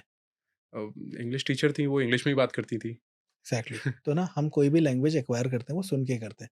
जितने भी लोग किसी इंग्लिश हुँ, सीखने वाली क्लासेस में करते हैं, आप उनसे बात करके देखना, वो इंग्लिश नहीं बोल पाएँगे। ठीक है? हुँ। और एक अनपढ़ आदमी, अनपढ़ मतलब भाषा के हिसाब से नहीं, एक ट्रू। ऐसा आदमी जो इंग्लिश भाषा को, मतलब आई एम सॉरी, अनपढ़ नहीं बोलना चाहिए। एक ऐसा आदमी जो इंग्लिश नहीं जानता, उसको उठा के एक ऐसी देश में डाल दीजिए जहाँ पे सब इंग्लिश बोलते हैं, वो सीख और जाएगा। थोड़े दिन के बाद लेकर आ जाइए, वो हिंदी बोलना सीख जाए, भूल जाएगा, इंग्लिश बोलना सीख ट्रू। जाएगा। तो एक्चुअली कहने का मतलब ये है कि आपका जो सुनने का सिस्टम है, वो आपको सुनाता है, और आप सुनते हो तो लैंग्वेज को बोलते हो। एक हुँ। बच्चा वो कभी कुछ सुना ही नहीं, तो वो कुछ भी नहीं बोल पाएगा। यहाँ तक तो है कि बच्चा बोल नहीं रहा है, 1 साल का हो गया, 1 साल का बच्चा अपना नाम बोलना शुरू कर देता है, अपने हुँ। शब्द बनाना शुरू कर देता है, पानी को मम बोलता है, राइट। वॉशरूम को छिछी वगैरह, और कुछ हाँ। 2-3 शब्द बोलना येस, शुरू भले ही कर देता है। सेंटेंस नहीं बोल पाए बट वो लेकिन 1 साल इस लेवल तक पहुँचने के लिए उस बच्चे का पूरा एक जर्नी होता है। हुँ। Starting from birth cry to cooing to, फिर अपने आप आवाज़ निकालता है, पापा, राइट। पापा, बाबा, बाबा बोलता है, फिर बहुत सारी चीज़ें आती हैं। तो वो वाला पीरियड जो गोल्डन पीरियड था, वो खराब कर वो दिया चला हमने, गया। ठीक है? अब बच्चा डिलेड स्पीच एंड लैंग्वेज की कैटेगरी में आ गया, he is a delayed speech and language child. अब वो डिलेड वाला बच्चा जो है, उसको as a speech therapist and audiologist, हमारी डुअल डिग्री है, तो मैं बोलूँगा कि इसको ना फटाफट से सुना के और आपका स्पीच थेरेपी शुरू करो। पेरेंट क्या कहेगा? नहीं जी, मुझे लगता है कि ना हियरिंग एड जो है वो रिश्तेदार ना वो पसंद नहीं कर रहे हैं हियरिंग एड लगाना, और कह रहे हैं कि कुछ और मेथड देखते हैं, अल्टरनेट मेथड। नेचुरली सही हो अल्टरनेट जाए तो। मेथड में भी आजकल इंस्टाग्राम पे भी वो रील बन रही है, ठीक है? कि ऐसे यहाँ पे मार दिया, कोई थप्पड़ मार के बुलवा रहा है बच्चे को, कोई यूँ कर रहा है, कोई ड्रॉप डलवा रहा है, ठीक है? एआई की आवाज़ में कहता है हमारा 50 साल का आयुर्वेदिक, चाइनीज़ बोल रहा है आयुर्वेदिक, आयुर्वेदिक इंडिया में होता है भाई, ठीक है? तो भी वो जाके वो करवा रहे हैं। बच्चे के 2 साल और खराब कर दिया आपने। और डिले हो बच्चा गई। 3 से 4 साल का हो जाता है, उसके बाद हमारे पास आता है, हम कहते हैं चलो अभी भी समय बचा हुआ है। अब पेरेंट ही इतने डिमोटिवेटेड हैं, बच्चा जो है 3 साल का बच्चा बात कर रहा है, ये बच्चा 0 पे है। मुश्किल यही नहीं है, ये है कि एक आपका एज होता है, उस एज तक अगर आपका बच्चा नहीं बोला तो जीवन में कभी नहीं बोलेगा, ठीक है? मैं पेरेंट को बोलता हूँ कि अभी बुलवा लो और इन सब चक्करों में मत पड़ो, क्योंकि मेरे पास पेशेंट्स हैं, जो कि ये सारी चीज़ों में मतलब वहाँ से फेलियर लेकर आए हुए हैं। ये है होम्योपैथिक के साथ, मेरे कुछ दोस्त हैं जो होम्योपैथिक डॉक्टर हैं, वो कहते हैं कि हमारे में ऐसा कोई वो नहीं है, हम हेयर सेल रीग्रो नहीं करा सकते, हमारे पास हमारे सिस्टम में अभी तक हेयरिंग लॉस का उपचार नहीं है, लेकिन उसी समय पे कोई होम्योपैथिक का कोई डॉक्टर बोलता है कि मैं उपचार कर सकता हूँ। हम्म। Ayurveda is something you can not challenge, ठीक है? बट स्टिल मैं अपना एक वो बताऊंगा, ओपिनियन बताऊंगा या फिर मेरा एक्सपीरियंस बताऊंगा। मेरे को नहीं दिखा आज तक भी एक ऐसा बच्चा जिसकी हियरिंग इम्प्रूवमेंट हुई हो, या फिर एडल्ट में। बहुत सारे लोग हैं, घूम के वापस आते हैं, हियरिंग एड लगाते हैं, उनका गोल्डन टाइम चला जाता है। बड़ों में तो चलो तब भी हो गया, बच्चों का तो तुमने जीवन खराब कर दिया। तो you are you going to take the responsibility कि ये बच्चा जो है पूरी ज़िंदगी भर लोग उसको गंगा अगर बोल के टैग करते हैं, तो क्या उसकी रिस्पॉन्सिबिलिटी आप ले रहे हो? एक लाइफ तो आपने खराब कर दी, अपने अंधविश्वास की वजह से, या फिर जो भी आपका ये था कि हियरिंग एड नहीं लगाना। तो that is also something to be considered. Sir आपने जो बच्चों के केस की बात करी है तो वो बिल्कुल काफ़ी बड़ा पोर्शन है। हुँ, जो पेरेंट्स हैं और स्पेशली पेरेंट्स जब उस पोजीशन में आते हैं तो हम समझ सकते हैं कि वो कितना सेंसिटिव टॉपिक रहता है। हुँ, और वो सब कुछ करना चाहते हैं अपने बच्चे के लिए, ऐसा बिल्कुल नहीं है कि वो करना नहीं चाहते, there is no doubt about that. लेकिन वही मिसगाइड हो जाते हैं। तो उसमें एक हियरिंग एड पॉइंट हुआ, दूसरा पॉइंट हुआ कॉक्लियर इम्प्लांट के बारे में भी बच्चों को कई बार सजेस्ट किया जाता है। थोड़ा-सा आप उसके बारे में अगर बता सकें, और क्या इम्प्लांट के बाद भी, क्योंकि कई बार पेरेंट्स हैं उनको डॉक्टर ने कहा कि आप हियरिंग एड लगा के ट्राई कीजिए।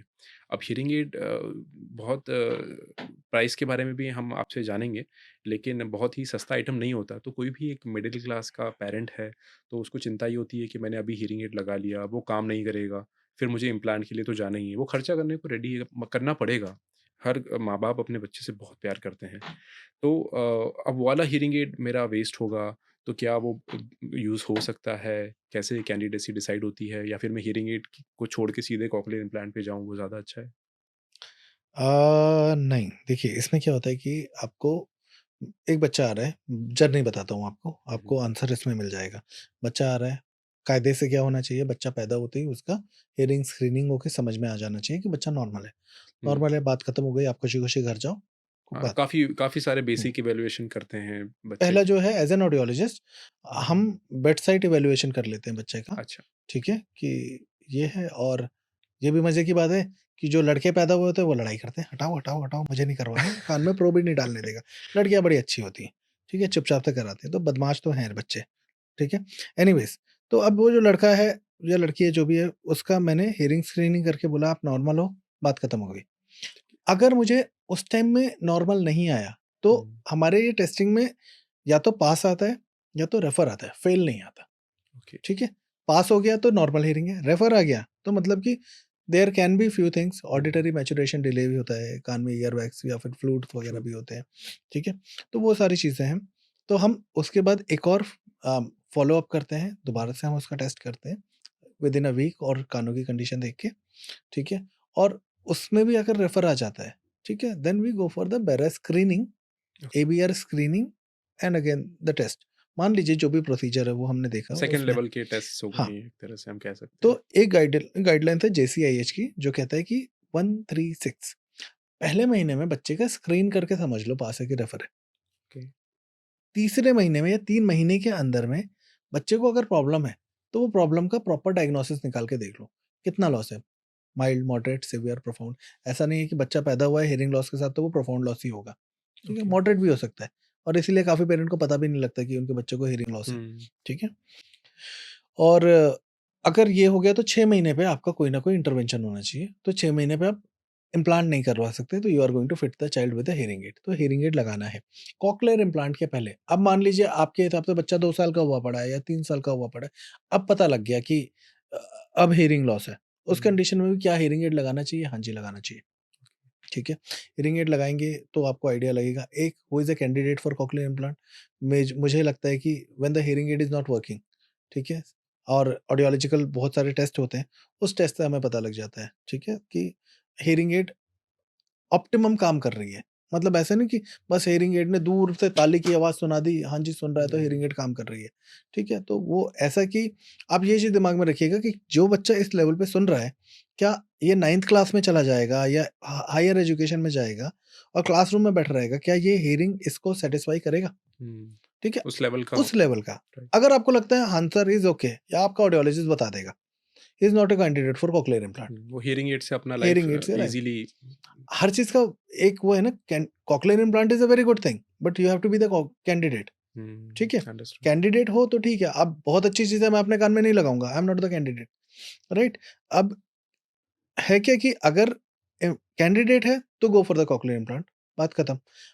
हियरिंग एड ले ली है, हियरिंग एड लगा के तो आपको एक बार देखना होता है और पहले क्राइटेरिया था एक सर्टेन टाइम तक आपको हियरिंग एड लगा के रखना है before the cochlear implant, that was a kind of thumb rule.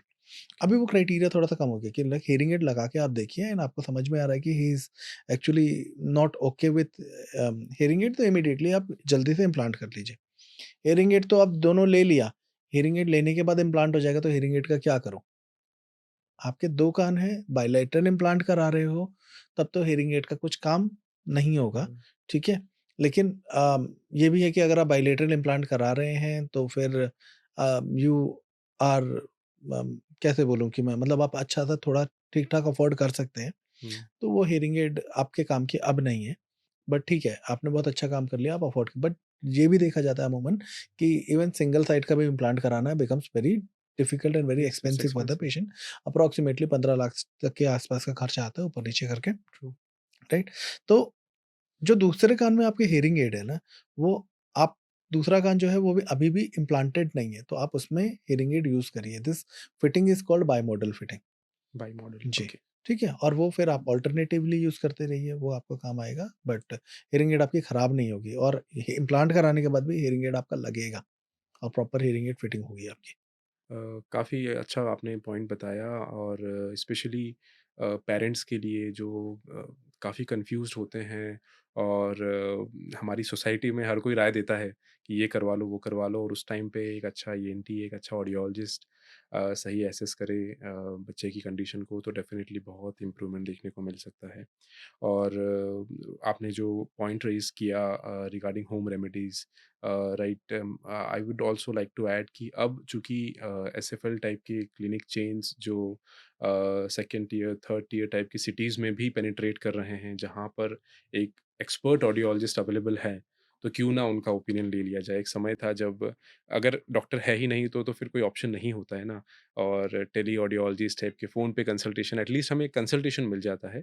सो अगर उसका यूज़ किया जाए तो हम काफ़ी सारी प्रॉब्लम्स जो एक्चुअली नहीं थी जो हम खुद क्रिएट कर लेते हैं कान में कुछ डाल लिया आपने ईयरबड्स का बहुत अच्छा एग्जांपल दिया वो भी बहुत कॉमन प्रैक्टिस है पहले ज़्यादा होती थी अब तो काफ़ी कम दिखते हैं लेकिन ईयर क्लीनिंग भी मे बी छोटी सिटीज़ में अभी भी है कॉमन विलेजेस वगैरह एरिया में कि कान का मैल साफ़ करवाना हुँ। तो ज़रूरी है तो उससे भी अवॉइड करना चाहिए एंड बट उसमें एक पॉइंट मैं आपका जानना चाहूँगा कि रेगुलर बेसिस पे जो ओवर द काउंटर ईयरबड्स वगैरह भी अवेलेबल होते हैं they market it as soft earbuds जो कॉटन लगा हुआ होता है बिकॉज मैं नहा के निकला हूँ I I feel my ears are wet so are they safe to use और I should not use it या फिर अगर मैं यूज़ करूँ तो किस हद तक यूज़ करना चाहिए बिकॉज आई थिंक वो भी आपने मेंशन किया कि शायद डेंजरस हो सकता है। मैं बोलूँगा कि आप उसको यूज़ ही मत करिए और आप अगर कोई जॉनसन बर्ड भी यूज़ करके लेंगे ना, आप खरीदेंगे, हुँ, हुँ, आई बेट आपको कहीं पे भी ईयरबड या फिर ईयर वैक्स रिमूवल के लिए ये बना हुआ है ऐसा कहीं लिखा ही नहीं आया होगा। ओके। आप देखेंगे तो यहाँ पे बोलते हैं कि you can use it at your pinna, at the level of your pinna, यहाँ पे बच्चों के ये ग्रुप्स वगैरह जो हैं इसमें, आउटर साइड में। ईयर कैनाल में डालने के लिए सजेस्ट ही नहीं करते हैं, ठीक है? ओह! तो ये है ही नहीं। बाकी फिर और लोगों से पूछो तो लोग बोलते हैं अच्छा आप मेकअप रिमूव करने के लिए ले सकते हो। तो all the other uses other than the primary uses जिसके लिए आप खरीद रहे हैं, नहीं करना है। आपको मालूम ही नहीं है। आपका जो ईयर कैनाल से आपका जो ईयर ड्रम है, वो अप्रॉक्सिमेटली अगर सीधे शब्दों में बोलूँ तो 1 इंच की बराबरी पे है। जिसमें भी आपका पहले कार्टिलेज आता है, फिर आपका बोन आता है, फिर आपके ईयर कैनाल के बेंड्स आते हैं। ओके। एक नर्व आती है जिसको हम जो यहाँ से सप्लाई हो रही होती है, जो आपके गले पे लगती है, वेगस नर्व बोलते हैं। आप समझो कि वर्स्ट केस बताता हूँ मैं, ठीक है? अगर आप किसी ने कान में बहुत ज़्यादा वो किया तो वो आपके कार्डियक सिस्टम को स्टिमुलेट कर सकता है, ठीक है? मतलब आपके यहाँ से सप्लाई जा रही है आपके आउटर ईयर से, ठीक है? ये तो बहुत बहुत रेयर है बट रेयर कंडीशन नहीं, येस, येस, मतलब worst we should be but you aware. Should be aware, मतलब राइट। जा तो रही है ना एक नर्व आपकी, ठीक है? दूसरा है कि चलो उसको भी हटा दीजिए, आप कान में डाल रहे हो, वैक्स कितना अंदर जा रहा है, ठीक है? ये एक मेरा ईयर कैनाल है, वैक्स है, आपने थोड़ा-सा डाल के निकाल दिया, वैक्स को तो और अंदर पुश कर दिया। हुँ, ड्रम तक पहुँच गया, ड्रम कान के पर्दे में छेद हो गया, आपके ऐज में आपके कान के पर्दे में छेद हो जाता है, सर्जरी ही करानी पड़ेगी एंड आई बेट कि 90% चांसेस है कि आपकी जो जितनी अभी हियरिंग है उससे नीचे ही हो जाएगी, राइट? तो what you take the chance. और ट्रू। पानी कान में जाता है तो एकदम, जो लोग स्विमिंग करते हैं, मैं स्विमिंग करता हूँ, कुछ नहीं होता, निकलने के बाद ऐसा कुछ नहीं हो रहा है। तो ओके। शावर लेने पे तो उतना कुछ परेशानी ही नहीं है, ठीक है? बाकी एग्ज़ामिन कराते रहिए, एक बार दिखाते रहिए, ऑडियोलॉजिस्ट के पास जा रहे हैं या फिर अमूमन ईएनटीज़ के पास जाया जाता है, हुँ। तो प्राइमरी जो भी आपके इश्यूज़ हैं, वो लेकर जाइए। Right, right. So it's better कि रेदर देन खुद से इंटरवीन करने के और ओकेजनली भी डेली बेसिस पे तो नहीं करना चाहिए। बाहर का ज़रूर अगर हम उससे क्लीन करना चाहें तो कर सकते हैं, but not to insert anything inside. आपने बताया। और एक और जो खराब शायद प्रैक्टिस है वो कई बार हम लोग देखते हैं किसी भी मेटल ऑब्जेक्ट से, की से पोक करते हुए, just as a fidget I know. People use it. उससे भी काफ़ी पेशेंट्स आते हैं बिकॉज़ कि या फिर बच्चों के केस में तो ख़ैर ये एक्सीडेंटल होता है, पेंसिल वग़ैरह इस तरह का कुछ उन्होंने घुसा लिया। बट काफ़ी ओल्ड एज के पेशेंट्स भी की से कर रहे थे और वो ज़्यादा स्क्रैच हो गया। It's a metal thing hmm, and I think काफ़ी सेंसिटिव हमारा होता है, तो we should all take care of that thing. And it's better कि रेगुलर स्क्रीनिंग जो आपने मेंशन किया, एक ईएनटी या एक ऑडियोलॉजिस्ट से हेल्थ चेकअप के दौरान हम कराएँ, तो वही उसको एक्सेस कर लेंगे। आप अ, साल में 1 बार अगर कराएँगे तो। करेक्ट। आप ये मैं ही अभी यही बोलने वाला था कि कुछ नहीं, 1 साल में 1 बार चले जाइए, 6 महीने में 1 बार अपने ईयर वैक्स चेक करवा लीजिए। आपने एक पॉइंट और मेंशन किया था about the packages etcetera hmm, which are hmm. Being included. तो वो भी मैं बताऊँगा कि मतलब अभी जो देखा जा रहा है कि इवन द इंडस्ट्रीज़ या फिर जो आपके कॉर्पोरेट्स हैं, they are getting into it. जहाँ पे हम एसोसिएटेड हैं कॉर्पोरेट हॉस्पिटल्स के साथ, तो as a part of package वो लोगों का अभी लोगों में थोड़ा-सा सिस्टम में ज़्यादा अवेयरनेस, थोड़ी अवेयरनेस आ रही है। हुँ। तो ये है, but as an individual package है कि नहीं है। आप पूरा बॉडी चेक कराते हो साल में 1 बार, ठीक है? कान भी चेक करा लो। और उससे जो लोग हाई रिस्क पे हैं, नॉइज़ एक्सपोज़र ज़्यादा है, वो लोगों को तो पहले कराना चाहिए। तो ये एंड स्पेशली जैसे मैंने बताया एसएफएल टाइप के जो क्लिनिक चेन्स हैं, वहाँ पर कई कैंप्स वगैरह लगते रहते हैं, तो people should make use of it, उसका बेनिफिट लें। कोई ओकेजन पे रिपब्लिक डे पर कोई उनका कैंप अगर लग रहा है, एक स्क्रीनिंग कैंप, तो उसमें आप ऑडियोलॉजिस्ट से कई बार फ्री कंसल्ट भी ले सकते हैं। काफ़ी कम में वो हो जाता है। तो एक एक्सपर्ट आपके कान का एनालिसिस कर ले, that is much better than doing it on your own. देखिए, मेरे को तो मतलब अगर Sound for Life is doing such type of camps, this is something very beautiful. इससे अच्छी बात कुछ हो ही नहीं सकती है, where you have your qualified audiologist और वो एक बार कानों में देख के बता दे रहा है कि आपको प्रॉब्लम है या नहीं है। तो you are doing a very good job. और ये बस अब मुझे पता लग जाना चाहिए, मुझे कैसे पता लगे वो आप बता दीजिएगा, ठीक है? कि where to follow Sound for Life, कि मुझे पता लगे कि मेरे शहर में या किस जगह पे कहाँ कैंप लगा हुआ है। ठीक है? तो वो अगर पता लगना चाहिए लोगों को तो definitely people will be coming. Yes, surely sir. अभी ओवर ऑन सोशल मीडिया आप हमें फ़ॉलो कर सकते हैं, पेशेंट्स हमें फ़ॉलो करते हैं एंड हमारी कंसल्टेशन लाइन्स भी हैं, जहाँ पे एक बेसिक टेली कंसल्टेशन भी हो सकता है। एटलीस्ट हमें कॉल करके वो बताएँ कि क्या प्रॉब्लम हो रही है, तो अगर कुछ हमें लगता है कि सीरियस है, एक इंटरवेंशन की ज़रूरत है, तो फिर हम फिज़िकल अपॉइंटमेंट की तरफ पेशेंट्स को गाइड करते हैं। और कई बार कुछ नहीं भी है तो भी वहम जो होता है वो सबसे बड़ी बीमारी होती है। तो अगर आपको कुछ भी लग रहा है इस तरह की तो चीज़ करवानी चाहिए और रेगुलर बेसिस पे भी हम लोगों ने ऐसा गाइडेंस बनाया हुआ है, गाइडलाइंस हैं कुछ हुँ, कि जैसे 40 इयर्स ऑफ एज है तो 40 इयर्स के बाद आजकल स्पेशली जो लोग मेट्रो सिटीज़ में रहते हैं, जो लोग थोड़े से स्ट्रेस वाला जॉब है या इस तरह का काम है, because it's very common, pollution वगैरह इतना हो गया है, लाइफ़स्टाइल हमारी ऐसी है, तो वो रेगुलर टेस्ट्स ज़रूर कराएँ। जो पहले इश्यूज़ 60 की एज में आते थे, इफ यू कैन अंडरस्टैंड, वो अब काफ़ी पहले हो जाता है। Exactly. It's a lifestyle thing. और इसी में एक और मैं पॉइंट ऐड करना चाहूँगा, आपका मैं व्यू भी जानना चाहता हूँ कि लेकिन हम इस लाइफ़स्टाइल से भाग नहीं सकते हैं। Nobody likes it. पेशेंट्स हमारे पास आते हैं और वो बोल रहे होते हैं कि मेरा मेरा काम दिन भर फ़ोन पर ही होता है। या फिर मैं फ़ील्ड पे काम करता हूँ, I am in traffic all the time, या फिर मैं फैक्ट्री में काम करता हूँ। आई can not avoid the noise, I can not avoid headphones. जैसे इसमें हेडफ़ोन्स भी एक बहुत इंपॉर्टेंट पॉइंट होता है। पहले इतना कन्वर्सेशन शायद नहीं था, एक्चुअली नहीं था, जब इतना इंटरनेट का पेनिट्रेशन नहीं था। अब हम कुछ कंटेंट भी कंज़्यूम कर रहे हैं, तो हम ईयरफ़ोन्स पे कर रहे हैं। हम दिन भर फ़ोन पे लगे हुए हैं। तो अगर ईयरफ़ोन्स हेडफ़ोन्स हेल्थ के बारे में मैं आपसे कुछ टिप्स लेना चाहूँ, क्या वो सेफ़ हैं? कौन से लेना चाहिए? कई बार कुछ लोग बोलते हैं कि आप ना वो बड़े वाले यूज़ कीजिए। छोटे वाले चूँकि कान के अंदर आप कई बार उसकी वॉल्यूम बहुत बढ़ा लेते हैं। तो what are the tips? Because I can not avoid it. मैं वो यूज़ तो करूँगा because I have to speak to people, I have to watch content, I have to attend classes being a student also. So what are your pointers on usage of headphones and the negatives, positives on these things? Headphones I always से कि इनको बड़ा बदनाम किया हुआ है हमने, headphones को। मतलब आप समझिए कि आपके घर में चाकू है? Right? हुँ, क्या काटते हो उससे? Sabziyan? अच्छी चीज़ है? Right? नहीं होता तो कैसे क्या करते? मुश्किल है सोचना, हैं Yes. कि नेल से स्क्रैच कर रहा हूँ या फिर चम्मच से कुछ कर रहा हूँ। तो चाकू is a Mm, good thing. good thing. It's a किसी के very, पेट में मार दो आप, तो चाकू अच्छा है, it's a weapon. It's a weapon. चाकू की क्या गलती है? चाकू की कोई गलती नहीं है। Correct? So it is actually the usage, right? बेचारे हेडफ़ोन्स बड़े बदनाम हो गए हैं, ठीक है? मैं अगर एक लेवल पे आपसे यहाँ पे बैठ के इसी वॉल्यूम पे 24 घंटे बात करता हूँ, are you going to develop hearing loss? I think तो नो। इत इतने ही लेवल पे मैं अगर हेडफ़ोन्स लगा के और मैं बैठा हुआ हूँ और मैं गाने सुन रहा हूँ, ठीक है? तो क्या मेरे को हियरिंग लॉस हो जाएगा? they are same, I think. ठीक है? तो sound pressure levels should be the same. Should be the same. Yes. Usage आप गलत कर रहे हो, एक बात। दूसरी बात की ना, आप कहाँ पे इस्तेमाल कर रहे हो, ये भी आपको समझ में आए। This is specifically for the youngster जो लोग हेडफ़ोन्स लगाते हैं और इनको मतलब ऐसा है कि लोगों का इन्वॉल्वमेंट नहीं चाहिए, Hmm. ठीक है? लोग क्या कर रहे हैं, आई गिव अ डैम, मेरे आस-पास क्या चल रहा है, ठीक है? मेरे को शांति चाहिए। Hmm. तो मैं मेट्रो में जा रहा हूँ, मेट्रो में जाके अपने एयरपॉड निकाल रहा हूँ, कान में लगा रहा हूँ, म्यूज़िक के लिए जा रहा हूँ। एक एडवर्टाइज़ भी देखा था शायद मैंने, ठीक है? तो वो इतना मतलब इतना शोर है कि मैंने अपना म्यूज़िक को लगा दिया और आस-पास का शोर सुनाई नहीं दे रहा, I am enjoying my music, right? Which is good. But आपने किया क्या? जब मैं आपसे शोर में बात कर रहा हूँ, मैं अभी धीरे बोल रहा हूँ क्योंकि Hmm. आस-पास शांति है। Right. शोर में बात करूँगा तो मैं क्या करूँगा? चिल्ला के बोलूँगा। तेज़, हाँ। कितना चिल्लाऊँगा?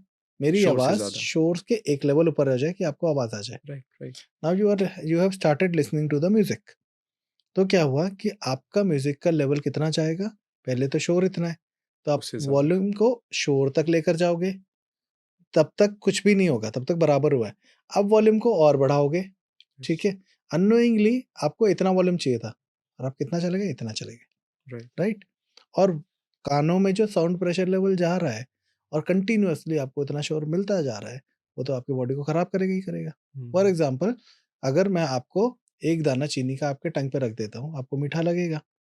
वही इस ब्लैक कॉफ़ी में मैं डाल के आपको दे दूँगा, ठीक है? Hmm. तो आपको बोलोगे कोई टेस्ट ही नहीं आया। Right. तो अब यहाँ पे मैं 2 टेबलस्पून डालूँगा कि आपको वो डिज़ायर्ड स्वीटनेस मिले। स्वीटनेस मिल जाए। Right. बट आपको मैंने क्या किया? आपके शरीर में ज़्यादा शुगर डाल दिया। 2 टेबलस्पून शुगर डाल दिया और वो कंटिन्यूअस अगर ऐसा हो रहा है हर रोज़ 3 टाइम, तो आप समझो कि मतलब आप कंज़्यूम करते जा रहे हो इतना, हुँ, ठीक है? तो वो कहीं किसी न किसी रूप में तो निकलेगा। हुँ, so if you are in a noisy environment avoid. Okay. उसके लिए सॉल्यूशन जो है आपने जो पूछा, go for the noise cancellation headphones without music, हाँ, अंडरस्टूड। ठीक है? अब वो शोर को कम कर रहा है और उस कंडीशन में भी आप म्यूज़िक सुन रहे हो तो एटलीस्ट आप वो शोर के ऊपर नहीं जा रहे हो, आपने काफ़ी कम शोर को वॉल्यूम पे कम काम कर हो दिया, जाता है। ठीक है? But the best practice is noise cancellation करके कान में लगा के रखो, खत्म, ठीक है? If you can do it, ठीक है? कूल बनने के लिए शोर के ऊपर सुन रहे हो, परेशान कर देगा।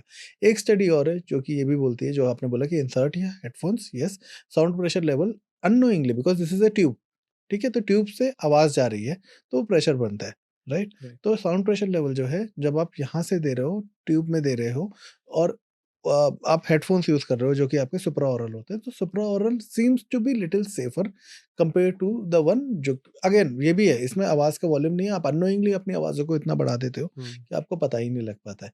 जो लोग शोर में काम कर रहे हैं, उनको भी समझना चाहिए कि आपका ना हर 20 मिनट में गैप होना चाहिए depending on the level of noise कि कितना है, तो आपको ब्रेक लेना पड़ेगा, ब्रेक लेने के बाद आप कर दें।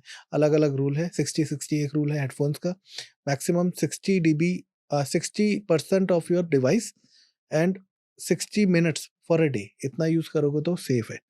राइट? तो अलग-अलग स्टडीज़ हैं बताती हैं, मोटा-मोटा आपको ये समझना है कि अगर नॉइज़ी एनवायरनमेंट में आप रहते हो, use good quality of year protective और हियरिंग प्रोटेक्टिव डिवाइस, अंडरस्टूड। ठीक है? और बहुत ज़्यादा आपका एक्सपोज़र होता है, keep on taking the gap, ठीक है? कंटीन्यूअसली मत जाने दीजिए। एक होता है हम लोग का कि परमानेंट डेफनेस आता है, जब आप बहुत एक्सपोज़्ड होते हो और उसके बाद आप उसको रिकवर कर लेते हैं और अगर दोबारा आ जाते हो, तो वो आपका ऐसा होता है रिकवर होता है, ठीक हो रहा है, रिकवर ठीक होता है।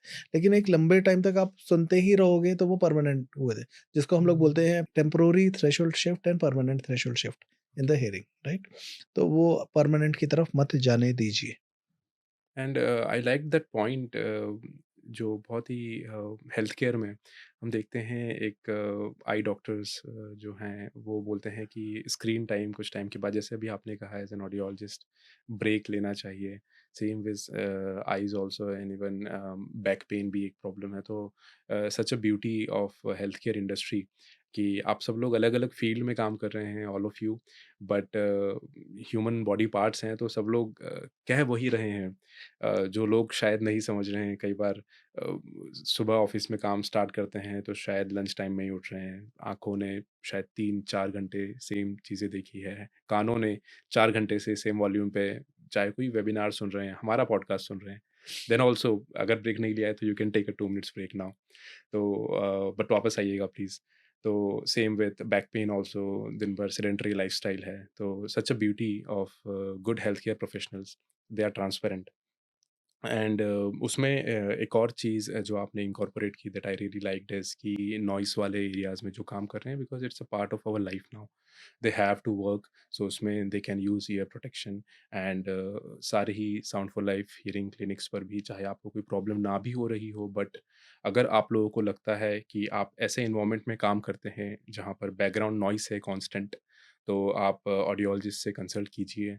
वो आपको राइट एडवाइस देंगे कि आपको कौन से ईयर प्लग्स हो सकता है आप कस्टम बनवा सकते हैं। There are multiple solutions, but please speak to the audiologist on these things. Now sir, एक और चीज़ आपने मेंशन की कि हियरिंग लॉस जो होता है वो परमानेंट होता है। ओके, तो अगर मैं अच्छी हियरिंग एड्स यूज़ करना शुरू करता हूँ या फिर मैं एक नॉर्मल हियरिंग एड्स यूज़ करना शुरू करता हूँ, उनमें क्या डिफरेंस होता है? हम प्राइस के ऊपर भी आपसे डिस्कस करना चाहेंगे। बट पहले ये क्वेश्चन कई बार होता है कि अब लॉस तो हो गया है, तो अब मैं कोई सा भी हियरिंग एड लगा लेता हूँ, सारा हियरिंग एड तो सेम ही है।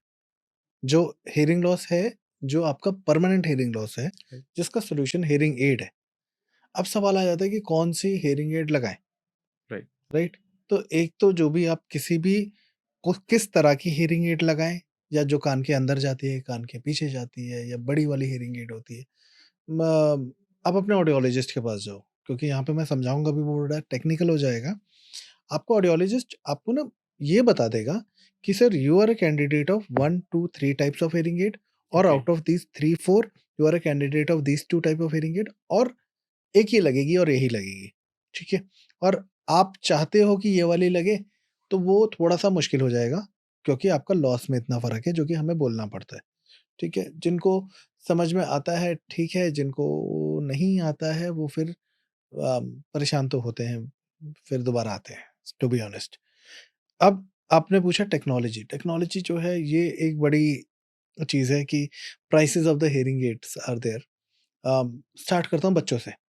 ओके, मेरा एक खुद का रिसर्च पोस्टर मेरा पब्लिश हुआ था, सेलेक्ट हुआ था, मैंने प्रेज़ेंट किया था एम्स जोधपुर में 2017 में शायद। तो उसमें हम लोगों ने छोटा-सा पेपर बनाया था, बड़ा सिंपल सा प्यारा-सा पेपर था, जहाँ पे हम लोगों ने बच्चों को हियरिंग एड्स लगा के देखा था विद क्या बोलते हैं, एक एनजीओ के साथ हमने देखा था। 2 ग्रुप के बच्चे थे हमारे। एक ग्रुप में हमने बच्चों को हियरिंग एड लगाया है which is a basic hearing add, ठीक है? हमने नहीं लगाया मतलब वो लगा के आ रहे थे, ठीक है? उनका हमने स्पीच एंड लैंग्वेज असेसमेंट किया और एक कैटेगरी जो थोड़े से प्रीमियम हियरिंग एड यूज़ कर रहे थे, उनका हमने स्पीच एंड लैंग्वेज का असेसमेंट किया। And what we could understand, जो बेसिक हियरिंग एड लगा रहे हैं ना, उनका स्पीच क्लैरिटी, उनका स्पीच डेवलपमेंट उतना अच्छे से नहीं हुआ है, और जो आपका डिले होता है और डिले होने के बाद उनका प्रोग्रेस जो होता है, वो उतना रैपिड नहीं है जितना ये वाला ग्रुप जो हियरिंग एड का कैंडिडेट था और हियरिंग एड यूज़ कर रहा था और अच्छी हियरिंग एड, अच्छी hearing aids। Technology hearing aid use कर रहा था। उनका प्रोग्रेस भी ज़्यादा अच्छा है, क्लैरिटी भी ज़्यादा अच्छा है और डेवलपमेंट भी ज़्यादा अच्छा है, ठीक है? तो बच्चों के केस में अगर आप हियरिंग एड यूज़ कर रहे हो, आप देख रहे हो तो सीधा है, मतलब ये तो प्रूवन, मेरे लिए तो सेल्फ प्रूवन है क्योंकि ये मेरा रिसर्च पेपर है। राइट? कि मैं पेरेंट को बोलता हूँ कि अगर आप बच्चे के लिए ले रहे हैं, तो आप नीचे से ऊपर आपके साउंड फॉर लाइफ की वेबसाइट पे जब या फिर हम कॉल करते हैं, तो ये बताया जाता है कि digital hearing aids are starting from 20,000 rupees, which is a true statement. लेकिन आप अगर ये भी समझाएँ पेशेंट्स को कि 20,000 का digital hearing aid which is the minimum bar, hmm, but hearing aid 8 lakh के भी हैं। और वो 8 लाख की भी हियरिंग एड जो है, वो एक उस आदमी के लिए बनी है जो हियरिंग एड यूज़र है। हुँ, आपके लिए और मेरे लिए तो नहीं बनी है, राइट, राइट? तो मतलब कुछ ना कुछ टेक्नोलॉजी उसमें होगी। अब ये टेक्नोलॉजी अगर हम इम्प्लीमेंट कर सकते हैं, तो वो किसमें करें? बच्चों के केस में तो मुझे दिखाई दे रहा है कि जितनी बेहतर हियरिंग एड लगाओगे, उतना अच्छा बोलेगा हुँ, बच्चा। इससे पहले मैंने एक बात और बोली थी, एक उम्र निकल गई बोलने की, अब नहीं बोलेगा। उसके बाद नहीं। This is the golden period. इसमें जितना बेहतर आप कर दो ना, वो उतना अच्छा है बच्चे के लिए। जीवन भर याद रखो, पैसा आ जाएगा आपके पास, ठीक है? लेकिन और आप लोग तो डिस्काउंट पे भी देते हो, तो yes, anyways that is a different thing. But यहाँ पे आपके पैसा मत देखिए, आप टेक्नोलॉजी देखिए। अब वो टेक्नोलॉजी कितने में आ रही है, राइट? तो ऊपर से नीचे जाइए। 8 लाख की हियरिंग एड अफ़ोर्ड कर सकते हो, ले लो। नहीं ले सकते हो तो सीधे 20,000 पे मत आओ। एक लेवल नीचे, क्योंकि टेक्नोलॉजीज़ जो हैं वो भी तो आपकी घट रही है ना, तो उस पे कॉम्प्रोमाइज़ मत करिए। This is for the children. For adult, hearing aid का प्राइमरी काम जो है वो आपका है कि हियरिंग लॉस को फर्दर, जो रिस्क है उसको कम मिनिमाइज़ करना। कर दे, और जब आपकी आवाज़ ठीक से जाती रहेगी, तो आपको भी बेहतर सुनाई देगा, राइट? अब क्या है कि अगर मैं आपको एक हियरिंग एड दे रहा हूँ, which is a technologized hearing aid. Technology का क्या मतलब है कि हियरिंग एड जो है, वो खुद से बढ़ के आपको हेल्प कर रही है? येस। ऑटोमैटिकली 2 एनवायरनमेंट में खुद एनवायरनमेंट को एनालाइज़ कर रही है हियरिंग एड और अपनी टेक्नोलॉजी को चेंज कर रही है। थोड़ी बेहतर ले रहा हूँ, 4 एनवायरनमेंट हो रही है। ऐसे करते-करते मैक्सिमम समझिए कि 8 अलग-अलग तरह के एनवायरनमेंट है। हियरिंग एड उसको एनालाइज़ करके ऑटोमैटिकली अपने आप को चेंज कर रहा है। जब मैं आपसे बात कर रहा हूँ तो आपकी तरफ फ़ोकस कर दिया, ये बात करें इनकी तरफ आ गया। तो ये सारे क्राउड के साथ हूँ, इस सारे क्राउड में एक आदमी मेरे को बोल रहा है it is going to focus towards the loudest sound. यहाँ पे किसी ने बोला तो हियरिंग एड खुद फ़ोकस कर रहा है, राइट? नॉइज़ को लिटरली मेरी आवाज़ में आस-पास के पूरे जितनी हुँ, आवाज़ हैं, उसमें नॉइज़ को एनालाइज़ करके नॉइज़ को दबा रहा है। स्पीच को एनालाइज़ करके उसको उठा रहा है। तो these are the technologies. Technology किसके लिए बनी है? मेरे लिए तो नहीं बनी है। या फिर मैं जिसको पेशेंट को ये भी ज़रूरत है वो। बोलता हूँ कि मैं 9 साल की पढ़ाई करके आया हूँ, फॉर्मल पढ़ाई मैंने 9 साल की करी है। तो क्या 9 साल की पढ़ाई मैंने अपने लिए करी है? अभी तक तो अपने काम तो नहीं आ रहा हूँ ना मैं, ठीक है? राइट, तो आपके लिए करी है, मतलब मेरे जीवन का जो सबसे बेहतर वो है, और ये सारे हेल्थ केयर प्रोफेशनल के लिए मैं बोलता ट्रू, हूँ कि अपने जो जीवन का गोल्डन पीरियड है, वो जो यूज़ कर रहे हैं, वो आप लोगों के स्टडी लिए में। तो कर रहे हैं, राइट? तो अब अगर आप टेक्नोलॉजीज़ देखेंगे, that is also depending on, आप साउंड फॉर लाइफ अगेन, आप बोलते हो German technology hearing aid whatever be the brand, German technology, तो एक जर्मन टेक्नोलॉजी जो है या स्विस टेक्नोलॉजी जो है, they you are promoting them. अब ये टेक्नोलॉजी का यूज़ कब है? When you are taking their actual technology product, ठीक हुँ, है? क्योंकि सारा जो साइंटिस्ट वगैरह भी पीछे से काम कर रहे हैं ना, वो इनको बना रहे हैं। और जब अफोर्डेबल रेंज में लाने के लिए इनके कुछ फीचर्स को कम करके एक एक लेवल बेसिक नीचे रेंज। ले आया जाता है और उस हिसाब से पैसे भी कम कर दिए जाते हैं। और इसी तरह से फिर और धीरे-धीरे करके कम करते हैं। तो आपको अगर सिर्फ़ ऊँचा सुनना है, तब तो आपका काम वैसे भी चल रहा था, लोग चिल्ला के बात कर रहे थे, राइट? हुँ, बेसिक पे सुनना है तो बेसिक भी ठीक है, लेकिन आपको अगर लगता है कि सच में आपको एक टेक्नोलॉजी वाली आवाज़ सुननी है, तो बेस्ड ऑन द कैंडिडेसी। अब ये नहीं है कि हर पेशेंट को 8 लाख की हियरिंग एड लगेगी, राइट? वो आपका ऑडियोलॉजिस्ट बताएगा, एक बात। दूसरी बात, अच्छे ऑडियोलॉजिस्ट के पास आप नहीं जाओगे, उसमें भी प्रॉब्लम है कि मैं आपको जो मैजिक करके दिखा रहा हूँ ना 8 लाख की हियरिंग एड से, हो सकता है कि एक अच्छा ऑडियोलॉजिस्ट वो आपको 2 लाख वाली हियरिंग एड में भी उतना अच्छा सुना के दे दे।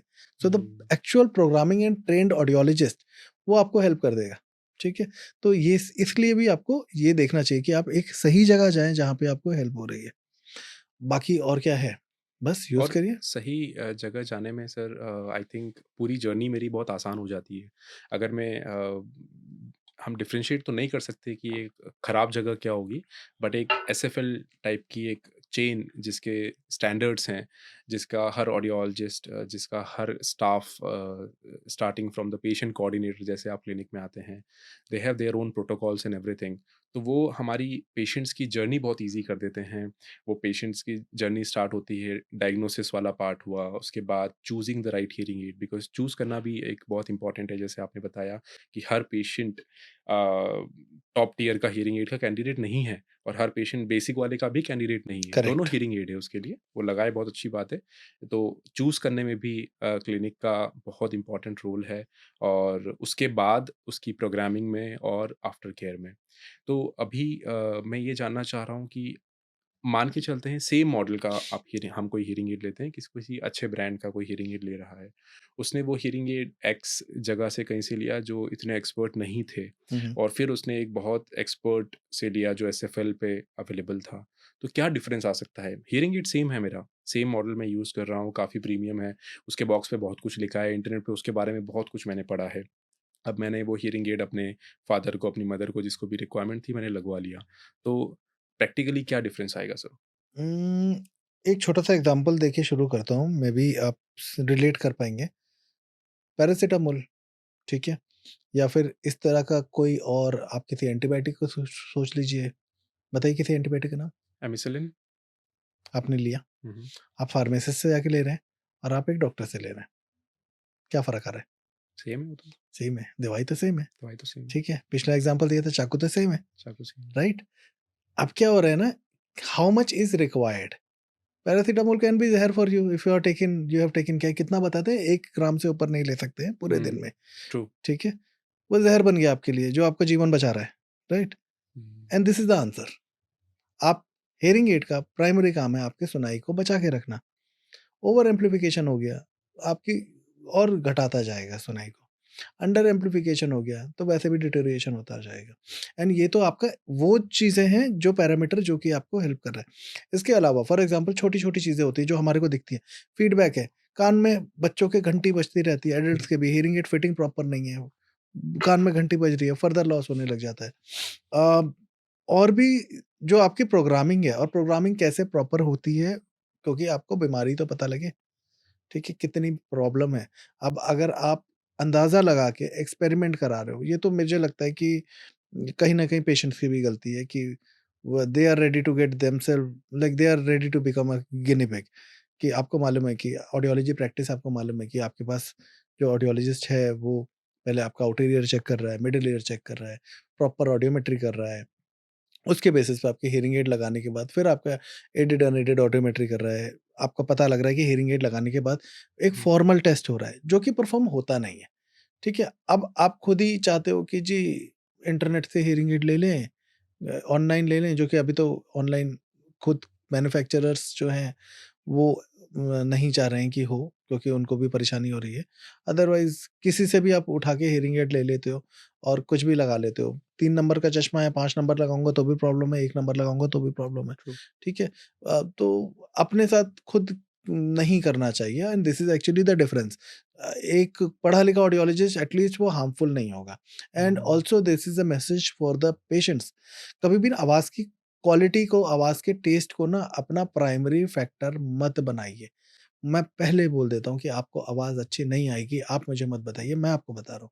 आपको आवाज़ नेचुरल नहीं आएगी, दवाई कड़वी होती है, ठीक है? इनिशियली परेशानी होगी और वो ग्रेजुअली आपका ठीक होगा। अगर आपका सिर्फ़ एक आधार है कि आवाज़ अच्छी सुनाई दे, शार्प सुनाई दे, definitely we have a solution, go for the higher technology, but along with that best hearing aid भी आपको वैसा नहीं सुनाएगा क्योंकि there is a change in the sound.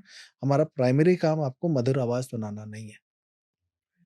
तो अगर ऐसा कोई सिनेरियो है जिसमें मेरा बजट थोड़ा-सा लिमिटेड है, तो rather than going with a very high and hearing aid, उसको मैं बहुत डिस्काउंट पे कहीं से भी ले लूँ, मुझे जहाँ पे सबसे सस्ता मिल रहा है, उससे बेटर ये है कि मैं एक अच्छा क्लिनिक, एक अच्छा ऑडियोलॉजिस्ट चूज़ करूँ और वो उसी प्राइस ब्रैकेट में मुझे कोई हियरिंग एड दे।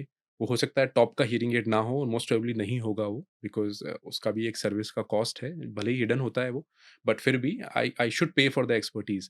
तो आई थिंक ये वे ज़्यादा बेटर रहेगा मेरे लिए। नवाज़, मैं ना यही बात बोलता हूँ कि आप बेस्ट हियरिंग एड लेकर ले लेते हो, ठीक है? कोई भी अच्छा ऑडियोलॉजिस्ट होगा ना, वो कभी बोलेगा ही नहीं आपको ये टॉप एंड लगेगा, if you are not a candidate, remember.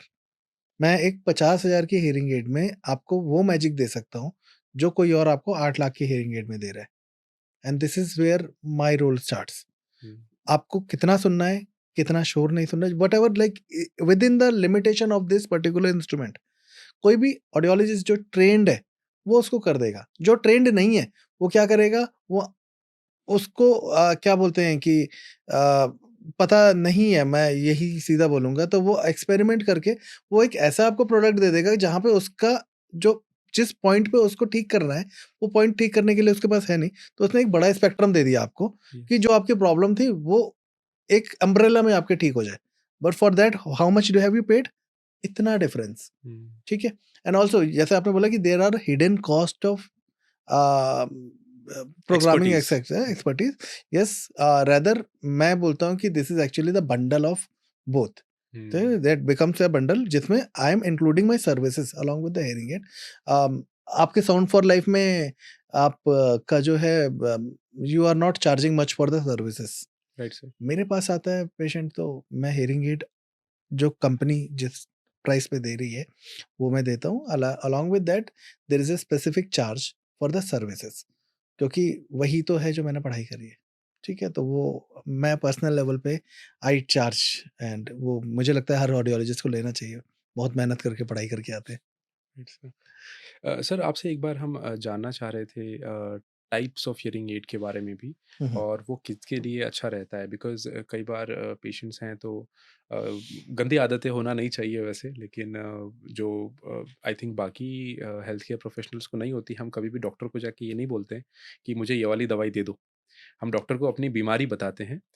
लेकिन आई थिंक हियरिंग से रिलेटेड जो इश्यूज़ होते हैं उसमें पेशेंट खुद जैसे कोई भी पेशेंट होते हैं वो खुद बताते हैं मुझे ना छोटी वाली चाहिए, या फिर मुझे ऐसी चाहिए, या फिर मुझे एक ही कान की चाहिए। तो करेक्ट। उसमें टाइप्स ऑफ हियरिंग एड पे हम थोड़ा-सा जानना चाह रहे हैं कि सबसे छोटी जो आती है, और उसका वो चूँकि वो भी किसी के लिए बनी है और वो सबके लिए नहीं बनी है आई थिंक। तो वो उसके लिए कौन राइट ऑडियंस है? एक कान के लिए कौन राइट ऑडियंस है? राइट। अच्छा सवाल पूछा। मुझे लगा कि ना जो मैं बोलता हूँ, आप उसी उसी चीज़ को आपने एको किया है, क्योंकि हमेशा मैं यही बोलता हूँ कि आप किसी डॉक्टर के पास जाके नहीं बोलते, मेरे को तो बस हरे रंग की दवाई चाहिए, मुझे लाल रंग की दवाई नहीं चाहिए, ठीक है? या फिर मेरे को ये वाला ईयर ड्रॉप चाहिए, ये वाला नहीं चाहिए। तो when it comes to hearing aid आपको लगता है क्योंकि पेशेंट की भी गलती नहीं है, क्योंकि उनको नहीं समझाया जाता है एंड ऑल्सो अमूमन जो लोग ऑडियोलॉजिस्ट नहीं है, वो पेशेंट को पेशेंट नहीं समझते हैं, वो उसको कस्टमर समझते हैं hmm, and customer is always right, ठीक है? तो वो मुश्किल हो जाती है, तो वो नहीं होना चाहिए। Starting from the hearing aid which is the smallest hearing aid, जो आपका जिसको हम लोग इनविजिबल इन द कैनाल बोलते हैं और थोड़ा-सा साइज़ बड़ा हो जाता है, जिसको हम लोग कंप्लीटली इन द कैनाल कहते हैं। ये कस्टमाइज़्ड भी होती हैं, जो हम ईयर का इम्प्रेशन लेते हैं, इम्प्रेशन लेने के बाद हम कंपनी के लैब में भेजते हैं, लैब से बन के हियरिंग एड्स आ जाती हैं। अब आपको ये समझना चाहिए, अगर मैं घर पे किसी को सीधे-सीधे बोल रहा हूँ, जो आदमी अगर लगभग 1.5 फीट के डिस्टेंस से शांति में ठीक-ठाक सुन रहा है, लेकिन आवाज़ तो आ रही है लेकिन समझ में नहीं आ रही है, तो आप समझिए कि ही is not a candidate for a hearing aid which goes inside, जो आपके कानों को स्टफ़ कर देता है। वो मतलब कि अपनी आवाज़ गूंजने लग जाती है। तो you have to understand, you have to go for a hearing aid which is एक होती है ITC in the ear, CIC completely in the canal, या फिर IIC invisible in the canal. ये तीनों हियरिंग एड्स जो होती है वो कानों को पूरा बंद कर देती है।